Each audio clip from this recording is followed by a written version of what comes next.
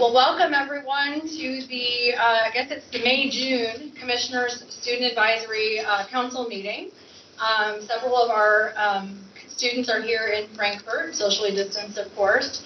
And we have some of our new members and some of our existing members that were from this past year joining us virtually.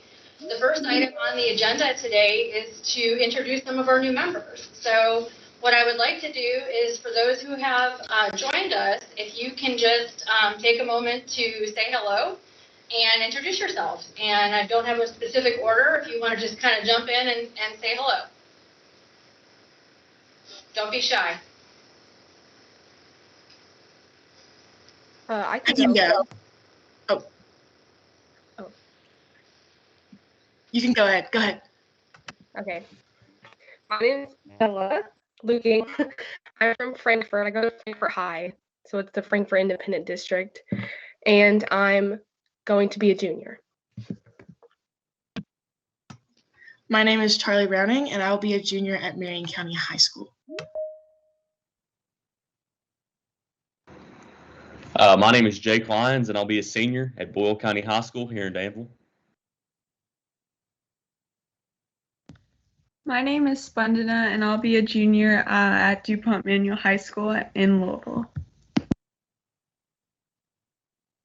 My name is my name is Deja Armstrong. I'll be a senior at Central High School in Louisville. My name's Sophia Rotem, and I'll be a junior at Atherton in Louisville. My name is Julia Edie, and I'll be a senior at Round County Senior High School. My name's Ari Vimani Shrivastava, but I normally go by Ari, and I'm a rising senior at the Gatton Academy. My name is Delaney Doherty, and I'm going to be a junior at Butler County High School in Morgantown. My name is Alexandra Perry, and I will be a junior at the Ignite Institute in Hebron, Kentucky.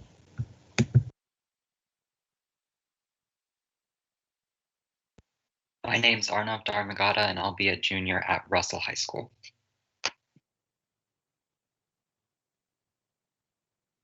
My name's Vanessa Frisola, and I'll be a senior at Russell High School.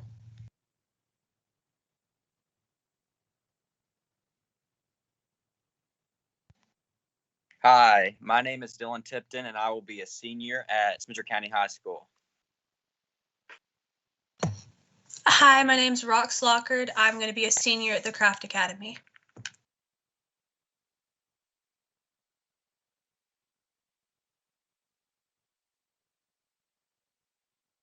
Okay, I think that's 15. Do I have any other ones? I think we have 3 more. Okay. It's possible the others could not join.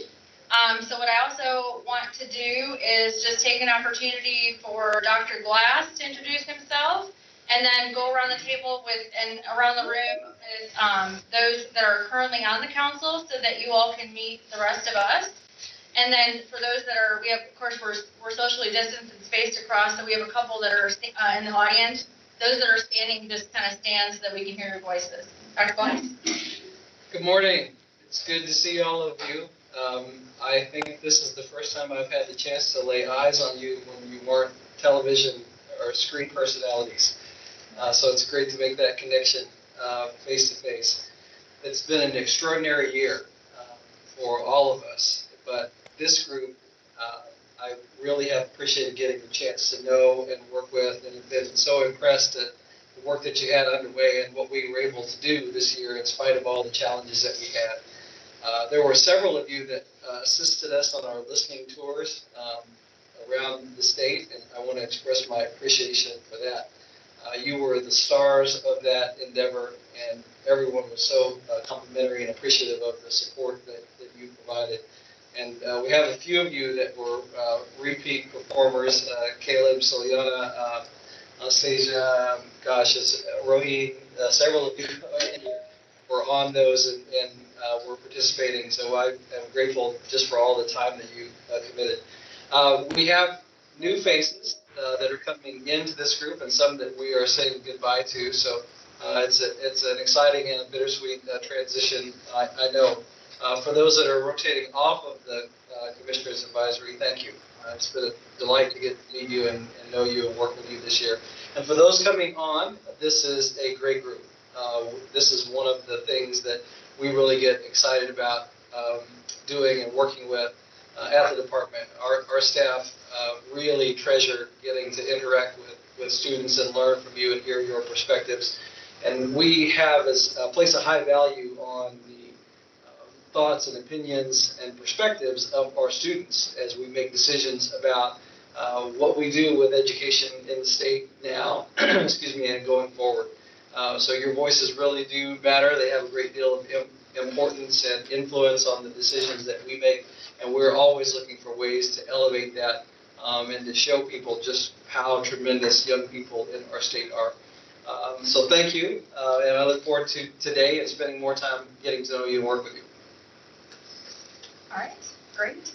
And let's just start, we'll start with Jack, and we'll kind of work our way around the room. Jack, if you want to go ahead and start. Hi, I'm Jack Johnson. I'm a sophomore. I'm going to be a junior at Marshall County High School. Hello, my name is Roheen Dutt, and I'm going to be a senior at DuPont Manual. Hello, my name is Lauren Little, and I'll be a junior at Clinton County High School. My name is Wallace Caleb Bates, and I am a graduated senior from Breathitt County High School. My name is Drake Callahan, and I'm a junior at Cali County High School, and I'll be starting at the Gatton Academy in the fall. My name is Takei Scott, and I graduated from White Central High School, and I'll be attending the University of Louisville in the fall, so go Cards. Hi everybody, I'm Oz McGinnis. I will graduate in about a week from South Oldham High School. Good morning, everyone. My name is Anna Williams. I am a graduated senior from Anderson County High School, and I'm going to be attending the University of Louisville as well. Hello, everybody. My name is Trayvon Bevins, and I will be a senior at Shelby Valley High School. Hi, everybody. My name is Gracie Smith. I'm going to be a junior at the Kentucky School for the Blind and Central High School. Hello, my name is Sam Smith. I'll be a senior at Davis County High School. Hello everyone, I'm William Justice, and I'll be a senior at Walmart Sunbelt High School in Bay County. Hi everyone, I'm Anastasia Panaritas, and I will be a junior at South Oldham High School. Hello, everyone. I'm Soliana Mespin, and I'm a senior at Eastern High School in Jefferson County. Hi everyone, my name is Layla Hayes. I just graduated from DuPont Manual, and I'll be going to Florida State University. Good morning, my name is Peyton Paul. I just graduated from Fulton County High School, and I'll be going to the University of Kentucky. I'm Lauren Shackelberg. I just graduated from Fulton High School. I'm also going to the University of Kentucky. Good morning. I'm Salela Elliott Gonzalez, and I'm a rising senior. And I will be going to Ballard High School in Jefferson County. Hello, my name is Louis Kamala, and I've recently graduated from High School. I'm Sophie Farmer. I just graduated from Gatton Academy, and I'll be going to Vanderbilt University in fall. All right, wonderful. Thank you so much, everyone. Sorry. Did we get everyone that was on? Did we get everyone that was on, or did we have any other joiners that had joined us while we were doing introductions? Y'all have to help me out. Did we get anybody else that came in the room? Gavin and Amy. Oh, Gavin, yes. We have a couple of, looks like we have Gavin. And we have current, or ones that were on from last year that have not had a chance to introduce yourselves. Please do so. My name's Gavin Brunig, and I'm going into my junior year at E-Town High School.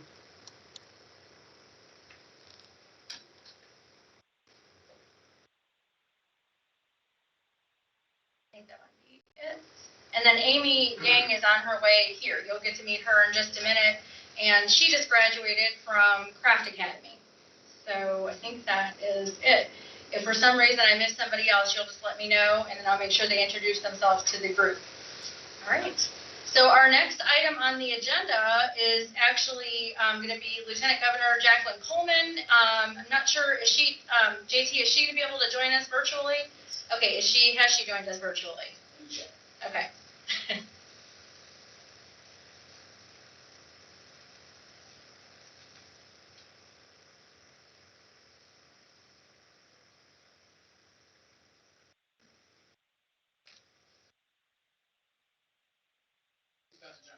Okay, perfect. So I can introduce JT Henderson. If you want to stand up and introduce yourself a little bit. He works hand in hand with Lieutenant Governor. I don't have to say when I graduated high school. No. Last summer. JT Henderson, I'm the Director of Communications for the Lieutenant Governor, and it's an honor to be with you all today. I've followed your group from afar for the past year and a half, and I'm super impressed with you all, and can't wait for the Lieutenant Governor to meet with you all and pitch a really cool idea that she has. Thank you. Yeah, and I see there's several KDE staff that are in the room as well, starting with Megan, our superstar video person. If you want to stand up and introduce yourself. Megan, I'm the superstar video person. Good morning, everyone. I'm Karen Dodd, Chief Performance Officer here at KDE. Meredith Brewer, Director of Education Policy, and Chuck Truesdell is here somewhere. He'll be coming in. He's, I think, watching from his office. And then we have Dr. Woods Tucker as well. Good morning, everyone. I'm Woods Tucker. What a pleasure to meet all of you all, especially our really important folks here on this committee. And those of you we communicated with via video, what a pleasure to meet you in person. And I'm so excited. I'm going to go ahead and sit down now. Maybe talk a little later. I'll have my cup of coffee. But wow, very, very impressive. And if you were not impressive, our commissioner wouldn't have you here. If you were not impressive, you wouldn't have our lieutenant governor who wanted to speak with you. So we mean that how impressive you are. All right, it looks like she has joined us. So I would like to introduce our Lieutenant Governor, who is also the Secretary of the Education and Workforce Development Cabinet. She is no stranger to the Department of Education. She's a former teacher, former educator. Well, she's a current educator. You're never a former educator, as I've learned. But she's also very present in what we do in K-12 education. Many of you are going to get a chance to see her and interact with her. But she has a great idea on some work that she would like us to do as a council. And I will hand it off to you, Lieutenant Governor. Good morning, everybody. Are you able to hear me? We are. Okay, good. Well, first of all, I have a really exciting idea to share with all of you. But first, let me just say, you all look really good in the room together. I know that's something that we're trying to get back to with meetings and things like that and doing all of these things in person. And so it's great to see all of you, well, many of you in the room together. And we're hoping that that becomes more and more prevalent as we continue to move through the summer into the fall, out of this pandemic. I know we're all really excited about that. And let me just say that in a year and a half that you will not soon forget, and you will tell your kids and grandkids about one day. Let me just say that I am so I'm proud of you all for weathering the storm, not just by way of survival and getting through, but you all led during probably one of the most difficult times of your life in terms of our state and our nation. And so I hope that that sticks with you and you remember that. If you can think about what Governor Beshear and I have experienced in the last year, he always says that you don't always get to lead during the good times. And as a matter of fact, during the tough times is when you find out who the real leaders are. And so that applies to you too. And so thank you for leading and for your example. Thank you for your advocacy for the vaccine, for always doing the right thing by wearing your masks and doing all of those things that you know you should be doing.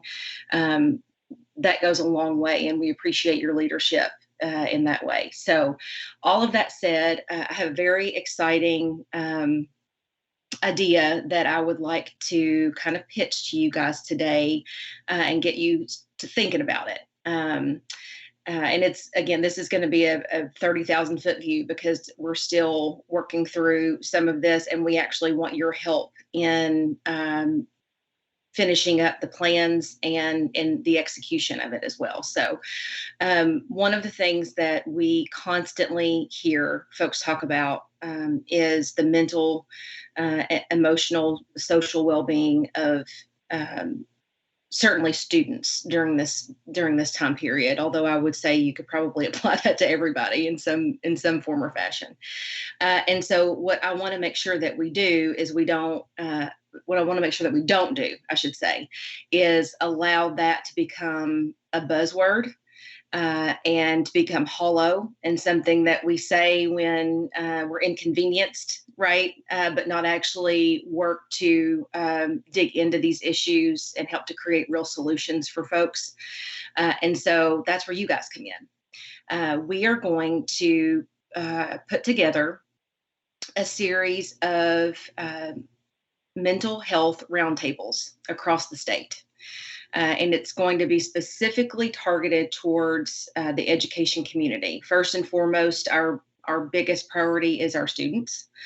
But also we want to make sure that we are mindful of the mental health impacts that our teachers and our school employees are also experiencing, either on their own or because of the anxiety they have because they see what students are going through. And so we're going to plan, again, regional. They're going to be regional. We're going to hit every part of the state. And we're going to lead these mental health roundtables with your help. And so we want to make sure that we really get to the heart of some of these challenges and that we work towards creating real substantive policy solutions. As you know, as some of you may know, the governor got, in the second round of GEAR funding, he got $19 million that he could spend however he chose. And we chose to invest every dime of it in mental, emotional, social health and well-being of our students. And that is through summer bridge programs into college, focusing on low-income students that may have missed out on some real opportunities with counselors over the year. It's creating college admissions academies where our high school counselors are working with higher ed admissions to help our students find their way through a pretty difficult time.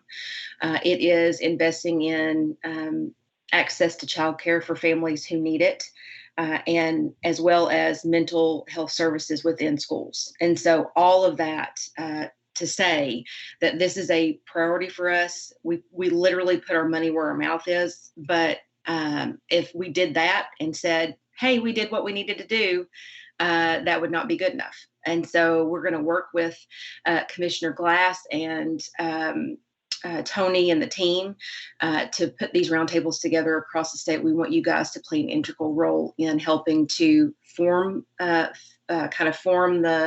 framework around them, but also in the implementation and facilitation throughout the state. So just kind of put that in your back pocket and start to think about what that might look like and sound like, and how we could get real substantive solutions from doing this. And we're going to start in the early fall, like right when you go back to school in August, with a culmination that's going to be kind of a statewide conversation and release around it once we have all of our data and information in later in the fall. And we want you guys to play a big role in that as well. And Commissioner Glass will probably talk a little bit more about that statewide rollout as it comes to fruition. But I'm just really excited about this. You guys are the team to do this. We were talking about putting it together, and we can't do this without you, because this is your life. You live this every day, and we need your help in making sure that this is successful as it could possibly be. And so the minute we thought of this idea, you'll be happy to know that our team between the cabinet and KDE said, well, we need the Student Advisory Council. they have to help us with this. And so I'm really excited about this. I'm really excited to get going. And we will be meeting with you soon to kind of get the ball rolling and to start putting this together. So I look forward to working with you all on this.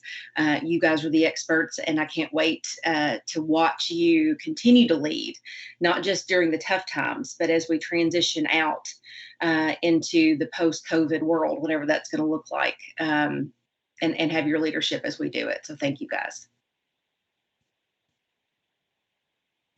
Thank you, Lieutenant Governor. I just wanted to follow up with a couple of thoughts in response to what the opportunity that you've shared. One is students, now that you are known as being such skilled facilitator, you're going to end up getting roped into all kinds of stuff. Has cooked up for you. So it's kudos to you and the work that you've done. And I think I appreciate the Lieutenant Governor recognizing the talent that we have here in this room and wanting to involve you in this. Another element that this builds upon is in so many of the comments that you made in this group and in the applications that we received from students who wanted to be part of this advisory. We heard that student mental health was a major priority and a major concern. And that we really needed to spend some time thinking about how we could do something meaningful and important in that area. So kudos to the Lieutenant Governor for stepping up and really lending her credibility and interest in this around the state. And so we really believe that we could start a conversation and have a conversation around student mental health as part of this effort. And then it will feed into, as the Lieutenant Governor was talking about, a larger discussion around the future of education that we're presently having as well. So this is a major theme, a major component, and it's been driven by interest that we've heard from students in the state and raising it up, saying this is really important and something that we need to focus on. So I think evidence that your efforts and your advocacy is having an impact and things are happening because of that. So thank you, Lieutenant Governor. We look forward to working with this on you, or working with this with you. And everyone here, I know, is excited about it as well. Thank you. Great. Thank you, guys. Does anybody have any questions for the Lieutenant Governor while she is with us this morning about this project, or any comments you'd like to mention about mental health? If there's anybody in the room, you can just kind of raise your hand physically, or if you're online, feel free to raise your hand in the chat, and I'll try to see if I can see you on the screen.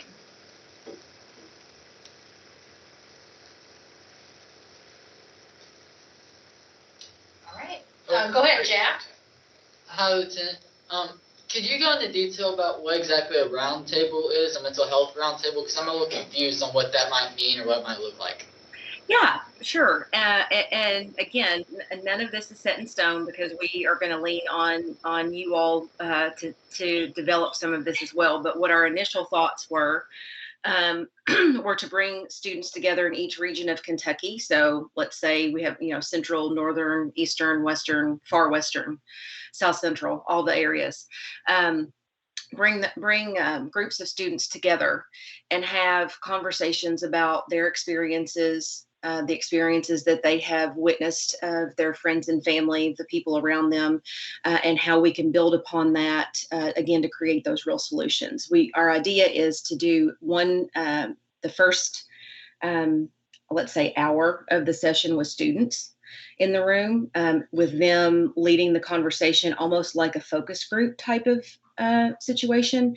And then we also want to do the same thing with adults, like teachers and school employees, around just the mental health in general of students, but also for them as well. And so it's going to kind of be multifaceted in the perspective, but that would be the idea, just generally speaking. Again, we are going to be open to your all suggestions as well, but that's kind of our initial thoughts on how this might look. Does that help?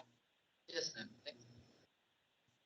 I think you're going to get to see a lot of collaboration in your regional areas. Jack, I'm just going to use you as an example in Marshall County, working with other students on the council that are kind of close in Marshall County and working together and figuring out, so I envision probably 8 smaller teams of students on the council, because by design, the council is set up to represent different regions across the state. So I think it'll be easier for you all to work together regionally. And then at the end, and we'll talk to you more about the summit that Dr. Glass and the department have planned probably for like November, which is what Lieutenant Governor was talking about, presenting findings. And we'll support you in data collection, figuring out, I think some of you all are members of the Pritchard Student Voice Team, and some of the stuff that they did with their COVID project, with data collection. So lots of opportunities here to do things like that. Any other questions?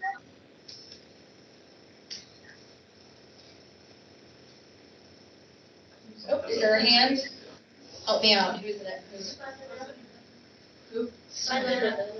Oh, Spenda. Hi, I really love this project. My question is, do you have an idea yet of how students will be recruited for these roundtables? And are they going to be selectively like chosen with the intent of like getting a diverse group of students together?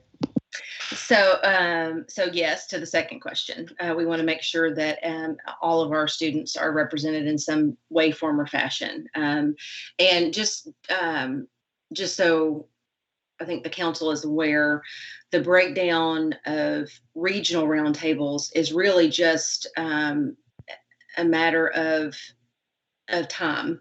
You know, it's going to make it more convenient to have it closer to home for students, but also because it's going to be a smaller group than it would be if it was statewide. And so we're going to get a little, we really want to dig into this. We don't want it to be something where people are talked at, right? And so as far as the first part, we're looking at organizing the regions through the co-ops in Kentucky. And so each superintendent is, of all of the schools, they are members of their regional co-ops.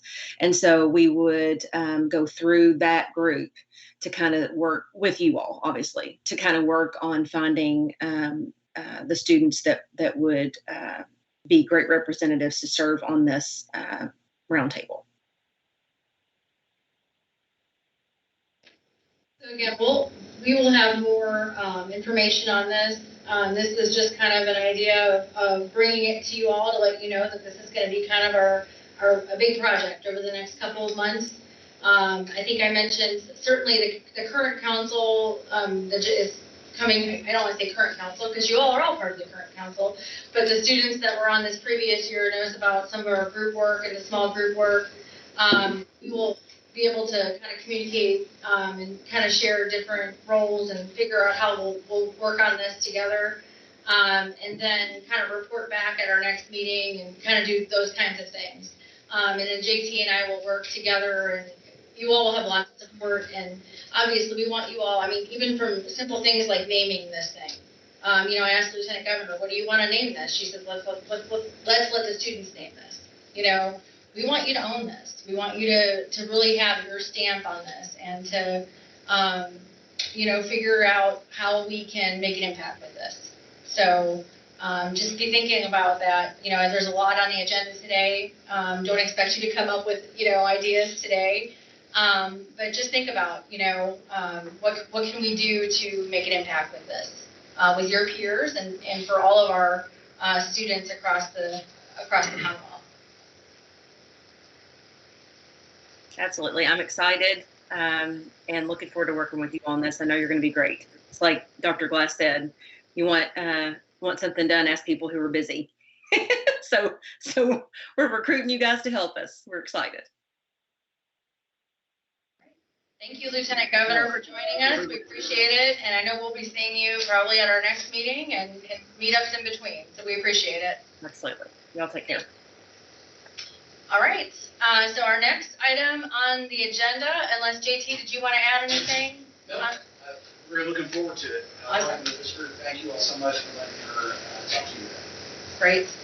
All right. Our next item on the agenda is a really fun. We've gotten Meredith and Chuck. Many of you have already met Meredith and Chuck. You all had lots of questions on especially during the session with the General Assembly on different bills that were going through this particular legislative session, and lots of questions. And Chuck and Meredith were able to answer all those questions for you, particularly about the athletics bill and the do-over bill, all sorts of questions. And so they are here today to kind of work through a policy activity with you guys. And so for those of you who are joining online, there is an opportunity for you to help us, to participate as well if you want. I did let you all know that if you wanted to join for the first hour, I know it's going to be a long day with the agenda. It's going to go through till 1. I don't expect you all to stay on for the entire time. So just let me know. If you all need to drop off, that is totally fine. But if you want to stay on, that's fine as well. So just whatever you need to do or however you need to proceed is just fine. I will turn it over to Meredith and Chuck. Meredith and Chuck. Hello.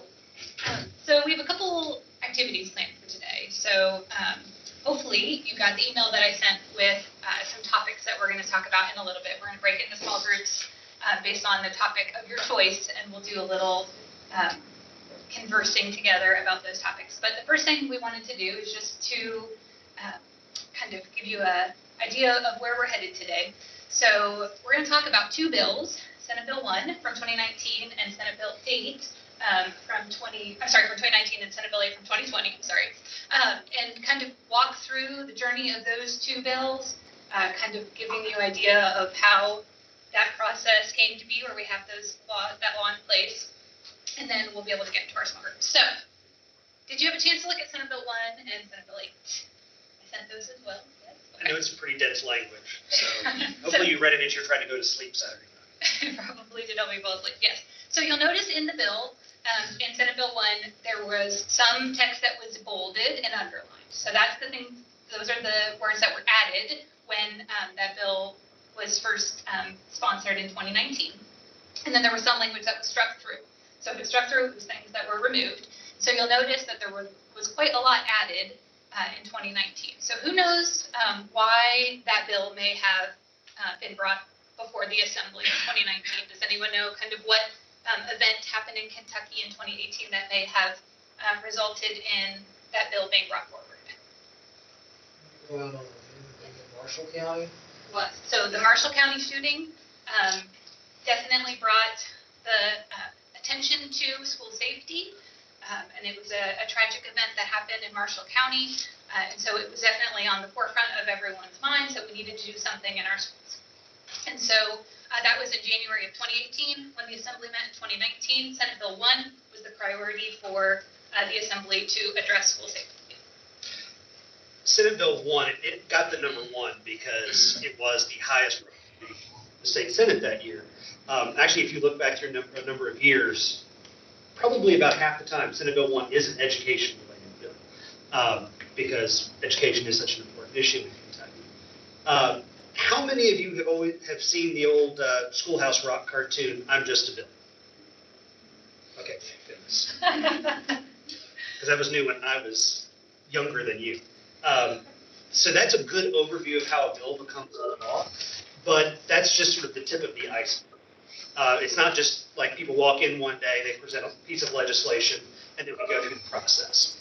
Senate Bill 1 is a good illustration of the ideal, the model process.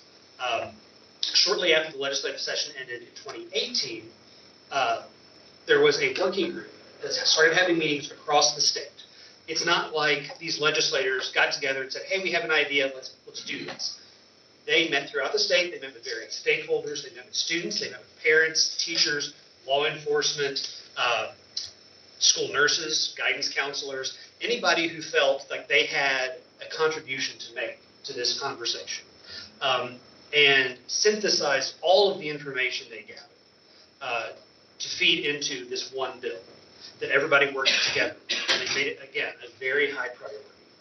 So that's just all to say that good legislation, if you really want a really good bill that's going to have a lasting impact, it's not like somebody just has an idea pop into their head, puts it on paper, and says, hey, everybody, let's vote on this. There's a lot of groundwork that is laid to make sure that everybody has a vested interest in legislation being passed. And in fact, you'll hear a lot of people say there is no perfect bill. And there's not, because as much work and effort went into Senate Bill 1 in 2019, there was another bill the next year, 2020, Senate Bill 8, which you all also got, which made a few tweaks to that, tightened some language. A lot of times you pass legislation, you put a policy in place, and then you realize as you're implementing it, oh, this didn't work out the way we thought it was going to. Maybe we need to adjust it just a little bit. And of course, you can't do that instantly. And I know you guys have this colored sheet. This shows you the difference between your local school board and the school council at your individual facility. This does not show the state legislature. So the second page has a very small graphic that probably does not do justice for the responsibilities of each of those groups, but you can see that it's interconnected. Yeah. It doesn't go into the weeds quite as much. And this does not show at all, I don't believe, the federal government and what they do. And so that's one of the things when you're talking public policy, you've got to really figure out who makes this decision. I mean, a lot of school, site-based councils at your local school, where students, by the way, now can have a seat on your local school-based council, there may be a lot of things that they want to be able to make the decision on, but they don't have that ability. That's the rest with the local school board, or the state school board, or the state general assembly. So that's what this exercise we're going to go through today is. We're going to talk a little bit about how do you get public policy? What's the process? How can you make your voice truly heard? Because part of that is strategic. You can complain all day to your local school board that you need to get something accomplished. And they're going to say, we have no role in it. Actually, Meredith gets a lot of phone calls every day and emails saying, hey, why is the State Department of Education doing such and such? Or what are you guys doing about this? And at least half the time, the answer is, not our thing. We can't control this. Here are the people you need to talk to address this situation. So let's talk a little bit about Senate Bill 1 and kind of what is in there, because you guys are experiencing right now what it looks like for that School Safety and Resiliency Act to be implemented. So at that time, in 2019, they proposed several changes to that existing school safety law. So what were some of the things, if you had a chance to review, what were some of the things they added in? So that bolded, underlined language.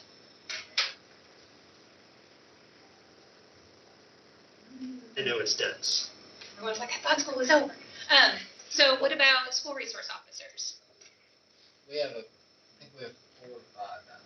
Okay. We have one. We have a tech center. We have 2 up there, and I think we have 3 in the main building. So there were some additional definitions added about kind of what school safety was, as well as about the role of the school resource officer. Pretty much overnight, we've got about 50% more school resource officers in our schools. Now, a lot of that was as funds become available. Anytime you read that in legislation, what it means is we're not going to necessarily give you all the money you need to do this, but as you get the money, try to do this. And a lot of times when there's language like that, it does mean that the implementation will be delayed even what was outlined. So we have some really firm dates. Are all of the things that are in there in place now? No. So there are some things we have funding for, and some of that was revised a bit in Senate Bill 8, kind of giving a little bit of flexibility. So we know that there was some clarity on school resource officers. What about just what the Lieutenant Governor was talking about? There was a big emphasis on one other important thing. The counselorship ratio. So about school counselors, right? So having more school counselors and a focus on mental health.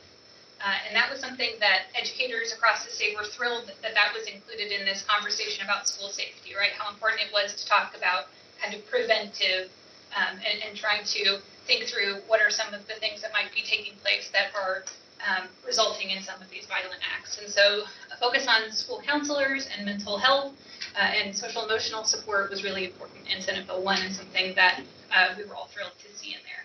Anything else that you noticed about Senate Bill 1? Did you notice lots of reports? Everyone's going to give a report. Lots of reports. Why do you think we have to have all these reports? I see the largest reason would be so that data would be collected to follow up on implementation of the policy as integrity. Sure. So we need to know what's going on. Is it being implemented the way that it was intended? But there are lots of moving parts and lots of different groups that are involved. And so for us to be able to coordinate and make sure that we're all doing our part, that's why there's sort of that ask that we have reports that are presented to the board, to the assembly at different points to give them updates about what's happened. I'm fond of saying you can't figure out where you're going if you don't know where you are. And a lot of times that's what the data collection is about. And that's a lot that played into Senate Bill 1 before it passed, was just figuring out what is the situation on the ground. How many guidance counselors and mental health professionals do we have in schools? And we found out not nearly enough. And so that's what played into that decision to, and what is an adequate number? Do you need one guidance counselor, one mental health professional for every 25 students, for every 1,000 students? What's the right number? And they came out with 250, but I guarantee you there will be discussions going forward about, is that enough when we get to that? Did you have something you wanted to say? Okay, perfect. So with Senate Bill 1, we know that a lot of aspirational things that we hoped were going to happen, not everything was actually implemented. We had a follow-up in Senate Bill 8, some things to be clarified. Where do you think we are right now with those two bills and the implementation? On the heels of the pandemic, we're so close to being done. Did everything happen? There's no right answer. There's no right answer to any of the questions today. Still have a ways to go. So a lot of these sort of big, broad changes, the assembly will say, here's what we want to have happen, the law passed, and then at each level, there's actions that need to happen. So the school-based decision-making needed to be involved in some, identification of a school liaison. There needs to be a district representative appointed. We know that the local school boards needed to hire that school resource officer. So there's a lot of different levels of things that need to happen. And so we had a pandemic, and so a lot of things were sort of paused, and we had to reprioritize a bit. So the implementation of some of these things will be a bit delayed. But as Chuck said, this was relatively bipartisan. Everyone was pretty supportive of this. There was sort of applause when the bill passed through the House, and people were excited. But that isn't how it always is. So there are certainly things that get pushed forward that are quite partisan, and it just depends on how those bills are presented, the different groups that are consulted, so that there's a feeling of experts being asked to provide input when bills are being developed. All of that is taken into consideration when bills are drafted and pushed forward. So at the department, we are often called upon to provide input on bills as they're being drafted in education. We certainly have lots of experts here. I support the Kentucky Board of Ed, and the board plays a really important role. If you know that we have statutes, which are the laws, and then we have regulations. And the regulations, particularly for us, are used to help interpret the laws and how those are going to be put into place. And the primary responsibility of the board is to promulgate those regulations and make sure that everyone knows what they're supposed to be doing. Because sometimes, like with Senate Bill 128, which we've talked about with you guys before, it's a little unclear what that's going to look like in practice. And so that's our job to make sure at the department that we can support schools in implementing those laws. And if needed, we haven't had any requests yet. If any school district, they have till June 1st to let us know, which is yesterday. So, was it today? Yeah. Oh gosh, I don't even know what day. Time has lost all meetings too. So I haven't heard yet. But if they had any requests to waive any regulations as part of their Senate Bill 128 implementation of the supplemental school year program, then the board would listen to those and decide whether or not to grant those waivers. So lots of people being involved, lots of decisions that need to be made. But as Chuck said, we're very proud to be a local control state, and a lot of decisions are made at the local school district level. And I do get phone calls all the time about people wanting to know why their district is doing certain things and what they can do. And I often tell them that they need to contact their local school district and talk to the local school board or their school-based decision making, because that's where a lot of decisions are made, which is great if you are someone who wants to advocate for education, because you have access to those decision-making individuals, and you can make your requests to the group and hopefully bring about the action that the outcome that you're hoping for. So, unless you have any questions about Senate Bill 1 and Senate Bill 8, we'll move into our small group activity. This is the fun part. Hopefully fun. I don't know. We keep pitching it as fun. Questions? Yes. Just a couple of thoughts on these two bills, or these two statutes now. The district where I worked before coming to Kentucky was Jeffco Public Schools, which includes Columbine High School, which is arguably the school shooting that started this terrible trend around the nation.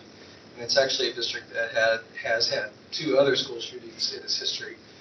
Thomas worked in Douglas County Schools, which is the district just south of Jeffco in Colorado. And actually, during the time that he was there, they had a school shooting at a charter school that was part of his district. So we both had the chance to work in systems that were struggling with this. Thomas much more recently than I had to. But in all of these, the tension on school safety exists between sort of preventative efforts and reactive efforts. So how much energy do you put into things like threat assessment systems that try to identify when students are struggling and when interventions can take place? How do you find resources for student mental health supports that could be available to everyone or more specific targeted areas or students that are struggling? How do you increase the number of school counselors, other mental health professionals? So those are all preventative efforts. And then you have efforts that are around reactive. So in the instance that you had an actual active shooter, what would you do? And so those are the drills that are required in Kentucky's schools now. The relationships that are developed with law enforcement are another element of this, so that you have fast response times. But I think as legislatures wrestle with this, that's one of the tensions that comes out. Is what are we doing preventatively, and then what are we doing in the event, or reactively in the event that something actually occurs. What I think you see here in Kentucky is an effort to balance those 2 tensions, to be able to do both, and you really do need both.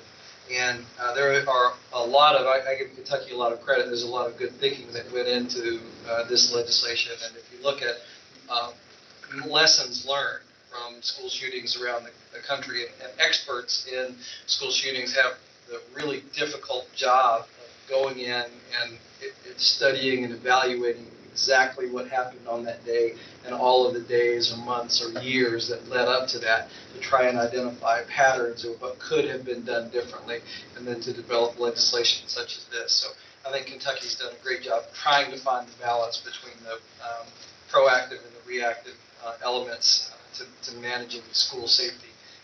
And it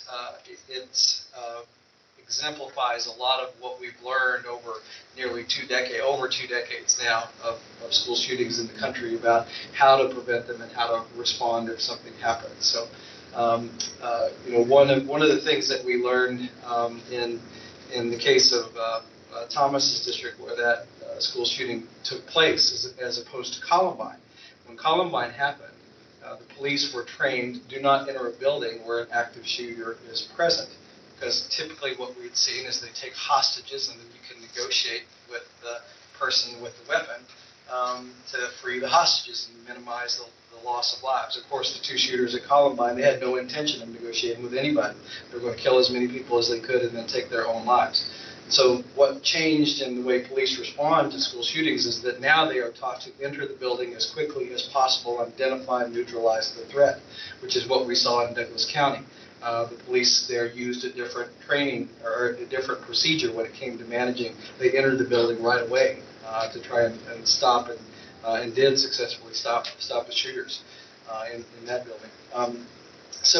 And we also have seen differences, and there are differences in philosophy about how students should respond. The most common tactic used is the standard response protocol, which is that lock down, lock out, shelter, and evacuate protocol. But there are some school systems that teach something called the ALICE protocol, which is that you sort of hide, run, and fight. So it teaches students to actually respond and fight back against a threat. So we don't know which of those is the right or the best approach. But these are things that when you look at school safety and school shootings, you start developing procedures. And then unfortunately, we have quite a database of school shootings in the United States now that we learn from each one of these. So I just wanted to provide some thoughts or comments on that. Appreciate that. And we do know that this is going to be an ongoing conversation, and so as evidenced by the fact that we had 2 bills addressing this, so I would imagine that school safety will continue to be a topic. So one note that we've been dealing with as everybody came back into their school building over the last few months after the pandemic, part of Senate Bill 1 was you need to have doors that lock and they need to be closed when classes going on. Well, as we went back into the schools, everybody was concerned about, what about your air system, your circulation? You really should have doors open so that air can circulate and everybody can breathe good air. Sort of how do you find the balance? And unfortunately, we actually had a protocol set up where the state school security marshal was the one who makes that determination. So we have a little bit of foresight there, but we're always learning more. Public policy is always evolving and changing because circumstances change. So that's that was something a major tension this past year. We had, we needed to get students outside and spread them out so we could have more in-person interaction. Of course, that created a school safety concern. I mean, one of the strategies you use in an active shooter situation is do as much as you can to delay and slow down the shooter. So you create barriers, you lock doors, because every minute that you can slow that shooter down is another minute that law enforcement has to respond. So if we were sometimes asked, well, why can't we just put all the students outside in a tent? Because there is no barrier in that case. There's no place to hide. So that was one of the things that we struggle with as school systems, thinking through how do we keep students safe from the terrible possibility of a school shooter and also keep them safe from the pandemic. So as we get into this activity, keep that in your mind that there's not always a right answer and a wrong answer. Usually you're balancing the different elements in public policy decision making. So, abrupt transition to a slightly less serious topic. So I presented 4 different topics for us to discuss today. Probably something you've thought about. Some of these topics you probably talked about with your friends. Maybe while you were up in the middle of the night working on a homework assignment here at Savannah, which we didn't have homework. So we have 4 different topics, and we had sort of an article that you could review. Hopefully you've selected a topic you'd like to talk about, and we are going to split into groups and discuss these topics. But do think about, as Chuck said, sort of, what are the priorities, and think about some of your own experiences in school, because that'll help inform how you would recommend moving forward. So we have homework, we have school grading policies, we have physical education, and we have a 4-day school week. So for the purposes of the live stream, we are going to have Dr. Glass's group on 4-day school week kind of meet close-ish to the camera. So hopefully those of you who are online can participate in that group. The camera will still likely pick up the sound in the room, and so our captions might be off a little bit, and I do apologize about that, but we wanted to give you a chance to talk in a smaller group. So 4-day school week will be with Dr. Glass. Talking about grading systems will be with Tony. I'm going to take the group on homework, and Chuck's going to take the group on physical education. So Chuck and I will kind of be in the back. We do need to maintain distance, so you can move your chair to a space so that you're kind of with the group, but still kind of stay spaced out if you can. So we'll go ahead and transition. So we're going to have 4-day school week kind of around the camera here. And then we'll have grading maybe over here. Tony, is that okay with you? Chuck will be in the back corner with physical education, and I'll be on the other side with homework. What time are we going to? What time is it? It is 10 o'clock. Okay, so let's do 10:20. So 10:20, so about 20 minutes. Actually, is it 9:55? Yeah. We'll do 10:20. Are you sure? Yes, I think so. I said for 4 days. I wonder if it's easier to listen to this. Which one are you going? I'm in the. I thought it maybe that's.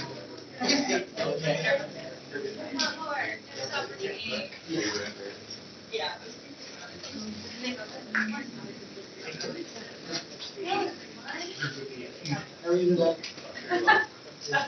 to start, team? All right, so I have some initial thoughts on policies in general. Lisa, was at your school last week for graduation. How was the graduation? Well, we learned a lot. All the seniors are at school the next week. They were excited about transition. Hi. Well, I think we've got a 4-day school week. Is the question. Should the school week be 4 days or 5 days or something shorter or something different? We had a reading that was sent out, an article from the National Conference of State Legislators. I'm not sure if anyone had a chance to look at that. But I will say that this question of should the school week be shorter in some form is contentious on a bunch of levels. There are reasons to do it and reasons not to do it. I will tell you that the state that I came from, Colorado, we had more districts on 4-day school weeks than any state in the country. Almost 100 districts in the state of Colorado are operating on a 4-day school week. Mostly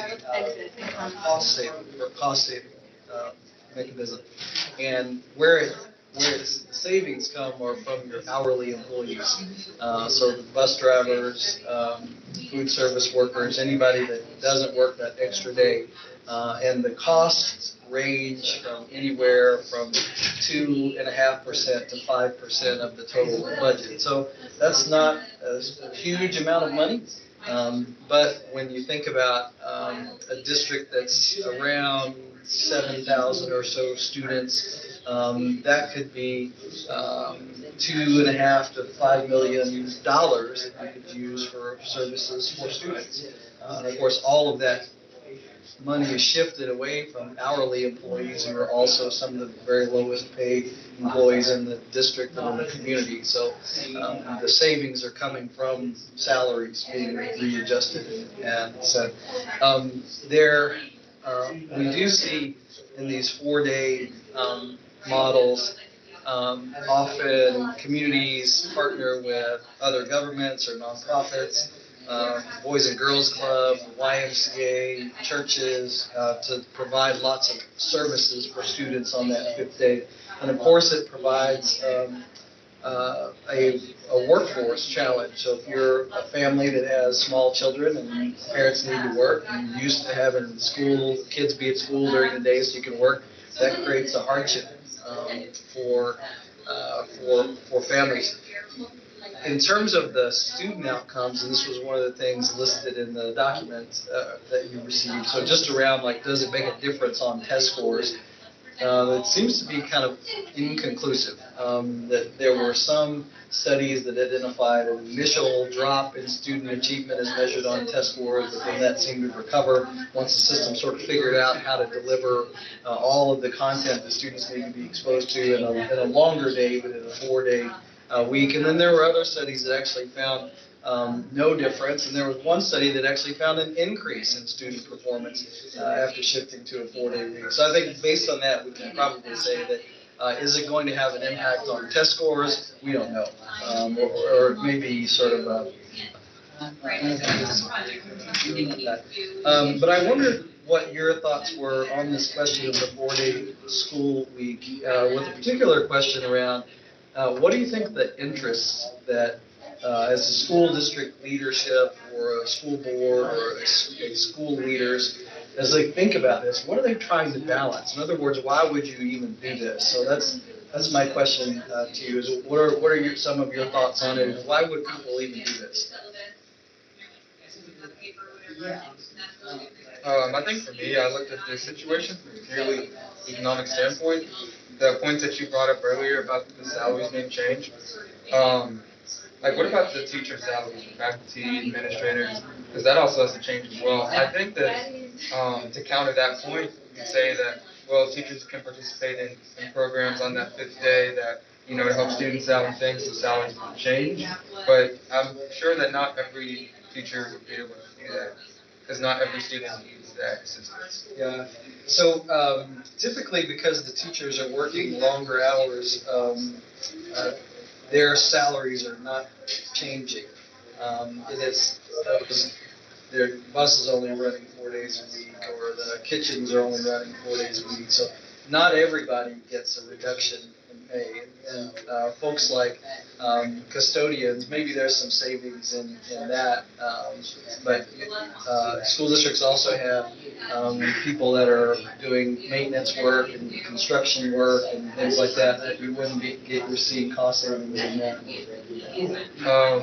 With the fifth day being lost in the salaries in terms of those hourly people being cut back, is there an incentive for them to want to stay more? Because for most people, it's like if my pay is getting cut, I don't know, a percentage or so, why should I stay there? Yeah, that's a great question and concern, because oftentimes districts struggle with getting people to work in school kitchens. They struggle with getting bus drivers, and so if all of a sudden you're getting 20% less money for doing that, does it make it that much harder to recruit and incentivize people to do it? In the districts where I worked, we were not 4-day weeks, we were 5-day weeks, so I don't know. There was one large district in the Denver metro area that had about a little under 20,000 students. It was like the size of Boone County schools that shifted to a 4-day week. And they didn't seem to have any more struggles in finding bus drivers and food service workers than any of the rest of the districts did. Because a lot of the time, people that are driving buses are just looking for part-time work anyway. So they didn't put that forward and say it was a huge, it made things a lot worse when it came to recruiting. But that could be a concern if your income is dependent on working for the school system and now you have 20% less money. To me, that was always a reason not to do it, is that it's coming out of some of your lowest paid employees. I was kind of looking at it based on like the students themselves they would be dealing with it. I was looking at a study in like Eastern Oregon where their schools are from 8 a.m. to 4 p.m. and then like some kids they stay after school for sports and all that, which means they get a full 12-hour day at school or doing school activities, which doesn't let them have a lot of time for studying and sleep. But also for the younger kids, just on a 5-day, their attention spans are so much shorter that the 4 days and cramming in more in one day, they would not be able to understand what is happening, and it would take them longer to adjust to the different schedule if they've been on a 5-day. So I think it addresses, like, especially for the younger kids, would this be a successful way to teach them for the middle school and high school years if they are unable to comprehend what is going on? So 4 days. Yeah, so are you suggesting maybe it could work for upper grades, but younger kids, this would not be something that you'd recommend? Yeah, I mean, at least for high school and maybe some middle school students, this could help them because, at least in my case, where it's AP class upon AP class, you get crammed with so much work that they expect you to do in one night. It'd be nice to have a break to either catch up or to just, kind of like what we were focusing on earlier, like let your mental health have a day of rest. And besides like weekends when some people have games or they have family events that they typically go to, some people just need a day to not do nothing, but just to relax the mind. That will help them be less stressed. And so I think it would benefit the high school students more than it would benefit the elementary. Yeah, that's one of the things we saw this year as we had so many districts that were on this hybrid schedule, is staff and students seemed to really appreciate, I don't know how many of you were on that, but they seemed to really appreciate that day to sort of catch up and do lost homework, work ahead if they were able to plan ahead for the week ahead. That was something that people really appreciated about this past year. I don't know if there's any of our students that are joining on the Teams call that want to weigh in on this question of what are your thoughts about 4-day school week and why schools should do it or not. Well, I'm 100% 100% sure on my like stance of the issue. But I do think that this past year has shown us that, school schedules can be really flexible. Like I had a 2-day school week, like when we went in person, and that's crazy. But like we made it work and we were able to implement that. And obviously I'm not proposing a 2-day school week, because that's a little crazy. But I do think it showed that like, these decisions, they can be made and implemented in a way that is efficient. But I do agree with what the other member was talking about how it would probably benefit high school students more than elementary students. And I know in my schedule this year, and I think a lot of people had this, like we had like Wednesdays, which were like just kind of off. And I really liked that. I thought it was a really good way to catch up on everything. But I don't know what that would look like in a normal school year when we're completely back in person. So yeah, I'm not sure of what I stand for, but yeah, it's an interesting debate. So Dana, like so many things that we talk about, there's competing priorities, or like there are good arguments on both sides that you're trying to find your way through. Just in a couple of the districts that I've had the chance to visit here in Kentucky, Shelby County had a hybrid schedule, and one of the things that they thought that they wanted to hang on to was this 4-day approach, where they had students working 4 days, and then they had this day of sort of planning and catching up. They wanted to keep some version of that going, but the superintendent there told me that they were getting the most resistance from parents who really felt strongly that students should be in school 5 days a week, even though they heard from their students and their teachers that the 4-day week was working pretty well for them.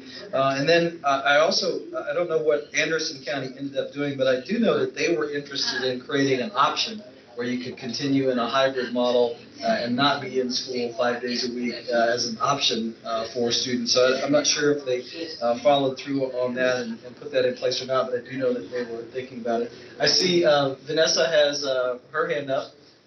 So what's your thoughts, Vanessa? Yes, I remember during hybrid when we had Wednesdays off, I heard teachers talking about how it was a chance for them to get caught up on grades. And that actually really helped because we have some teachers in our school who are normally behind on grades. So them being able to put their grades in allowed us a chance to see where we were in their class. However, on the other side, people who have like a lot of extracurricular activities after school, longer school days could be an issue because then they'd be if those extracurriculars were to adapt their schedule to be later practices, then they would have to stay later at those practices and then do homework later and then get back up in the morning to do it all over again. That just seems really hard for those students. I myself being one of those students, that was something that I had concerns about, although I do enjoy the idea of a 4-day school week as a chance to get caught up on schoolwork and stuff. Right. Well, I think this is another one of those tensions, and we know lots of research around the sort of circadian rhythms of high school students and middle school students as they sleep more. Their bodies require more sleep. So often when we go to these 4-day weeks, we're starting earlier and we're going later on those days. So that's a struggle as well. I'm going to come back to Ella and Delaney, but I want to pause and see if there are any of the students that are here in the room that wanted to weigh in at this point as well. So let's go, Grayson, what's your name? Sam Smith. Sam, thank you. Let's go to Grace and then Sam. So I was thinking of it as we were talking about parents. I was thinking of it as more probably from a parent standpoint more because I'm the oldest of 4, so I often take the brunt of the kids. So because both of my parents work 9-hour days, 5 days a week. So I agreed that it would be better more so for older students, not only because of attention span, but for parents in general, because by the time you're 14, 15, you're old enough to take care of yourself for that time and do things on your own without your parents having to worry or figure out a way to accommodate for you as much. So I totally agree there. And as far as sports go, I do 4 sports this school year. So I definitely see where the almost 12-hour day would be sort of an issue for students who do enjoy after-school activities, but I also think that there's a way you could fit those into the day, possibly, since it is so long.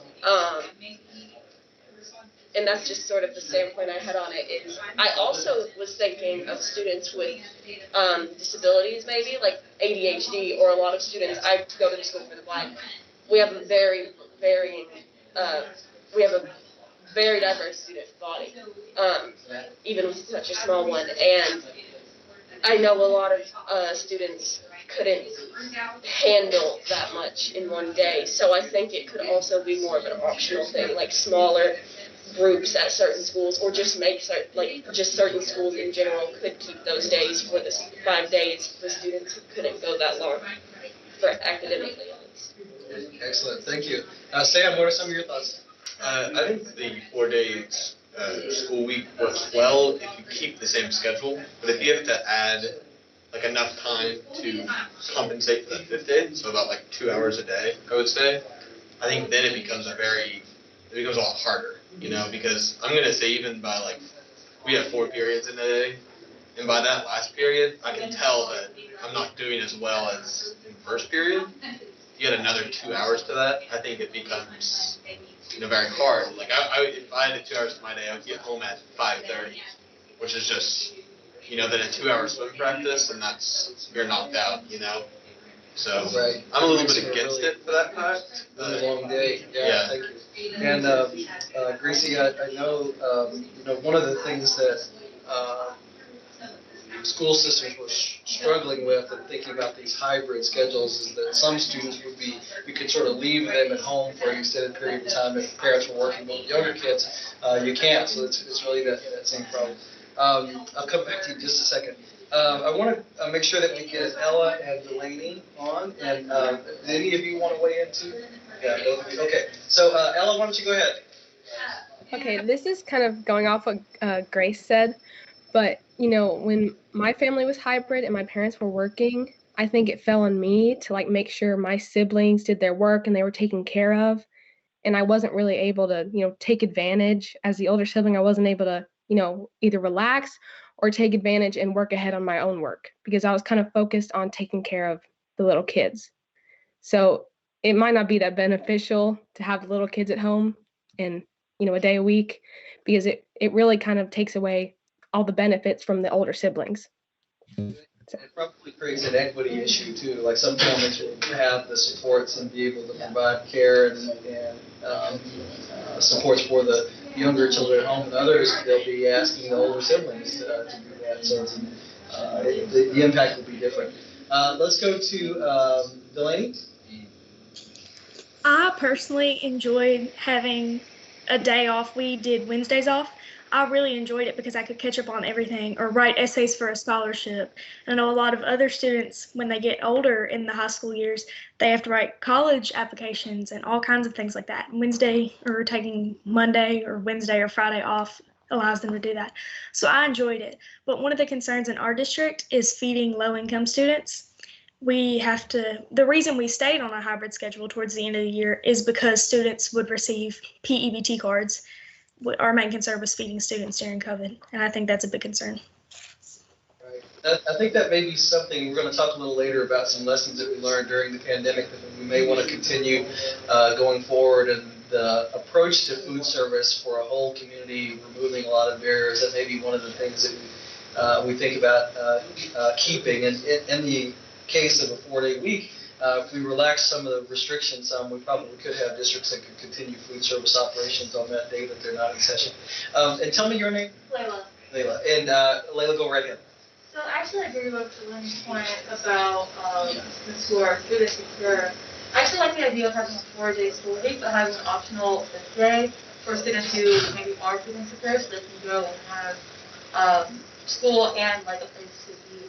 Also, in the article, I mentioned how districts with 4-day school weeks also have students who have an increased rate of theft and like thievery. Right, larceny, yeah.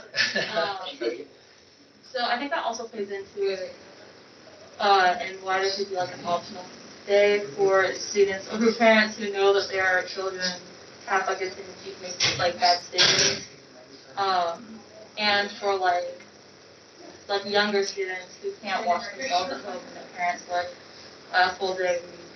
Right, that's sort of the idle time is the devil's workshop argument, right? That if you leave this extra time for students, that they'll get into trouble. And you have that one study that showed some evidence of that. There was an increased larceny among young people in the districts that had 4-day weeks, so some evidence to support that. Raheem?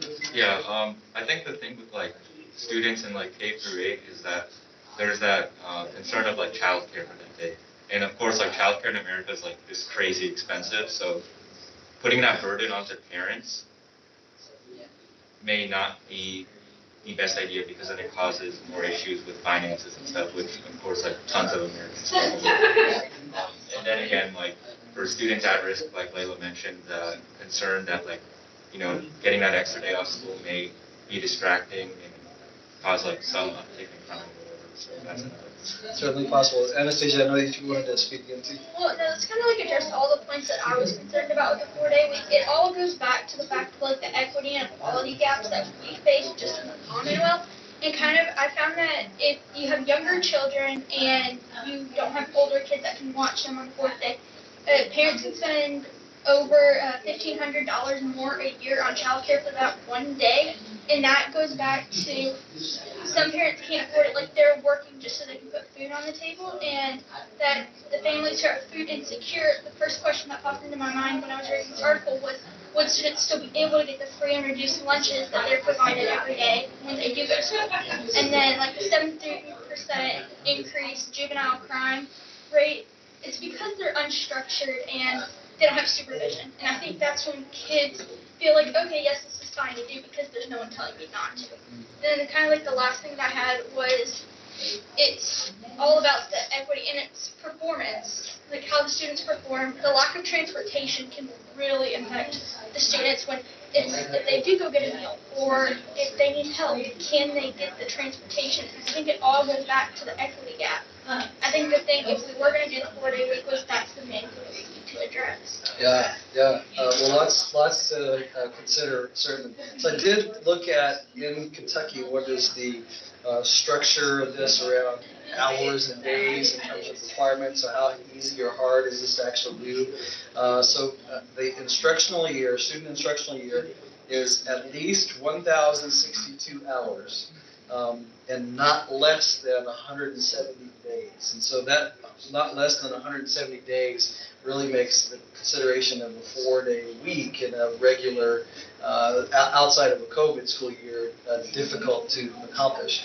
I do know that we had, I think, one district in the state that had done it. I'm not sure if they had a waiver that happened before I arrived here, so I need to learn more about what the context was.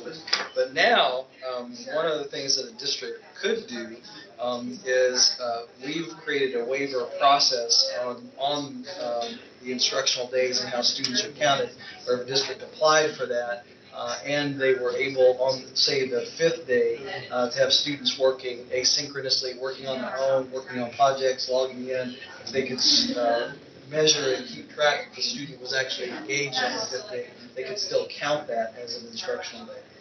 So there's certainly an easier pathway to do it post-pandemic than there had before. So I know that we're running out of time. Let's just take a poll of our group and see where people fall on this question of the 4-day week. So show of hands, I'll ask you if you would support your district moving to a 4-day week, and if you would not support. So let's start first with who would support their district moving to a 4-day week. Wow, none of our students. So I think that means that everyone would not support it, wants to say with a 5-day week in some form. So I think it's a really interesting question, though. You again look at a state like Colorado, which only has the hours requirement, not the days requirement that we do in Kentucky. So it's easier to do, and a state that has really some significant school funding concerns, so they're trying to scrimp and save every penny. And we're approaching that in Kentucky too. After years of low school funding, we have some serious concerns. That is in our state too. Is this question of the 4-day school week going to become bigger in our conversations in the state going forward? Thank you, students, and thanks everyone who joined in electronically. Let's see, Meredith. Yes, we're ready. Are we coming back together? We're coming back together. Okay, thanks everyone.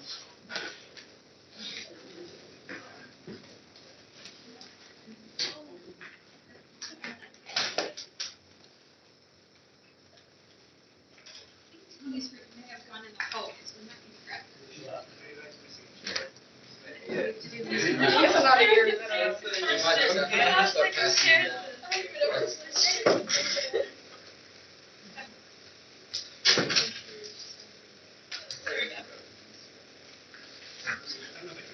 You were so engrossed in the conversation, you didn't even notice. It's gonna be a great topic. It was. So I think Tony's group is just finishing up. Oh, you're there.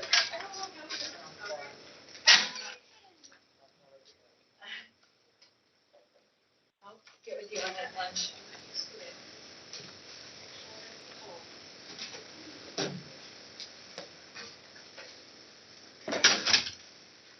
Did you solve all the education problems in the state? 20 minutes. Done. So anything anyone wants to share from their group, thoughts that they had about the topic that you discussed? Go ahead, Commissioner. No, I was going to say wait time. So give them a minute to. Give them a minute, okay. Process everything. Did you at least, talking about these various things, realize there's not black or white, there's a lot of gray and you have to consider who doesn't like this idea?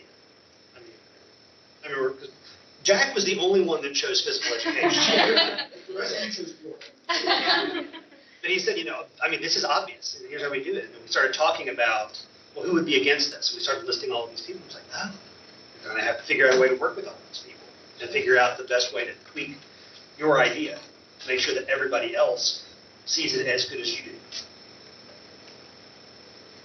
So my group, we were talking about homework, and we were sort of generally in agreement that most people would probably support less homework.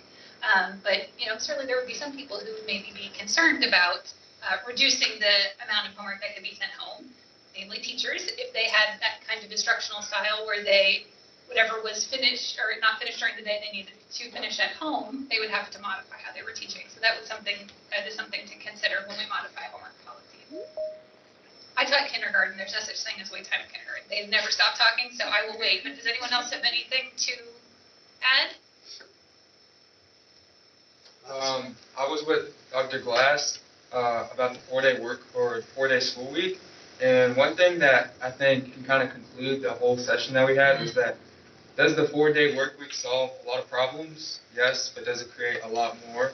And do the problems that are created out of that, are they worth solving, and are they easy to solve to where that solution is justified? And so for that reason, we kind of all were like, we don't know yet. But that one I think was probably the most controversial of the topics that we identified, because I think people will have strong opinions either way. Lots to consider. It looks like Ella has her hand up online. Oh, Ella? good. Oh. Maybe not. Look at her hand in She's on mute.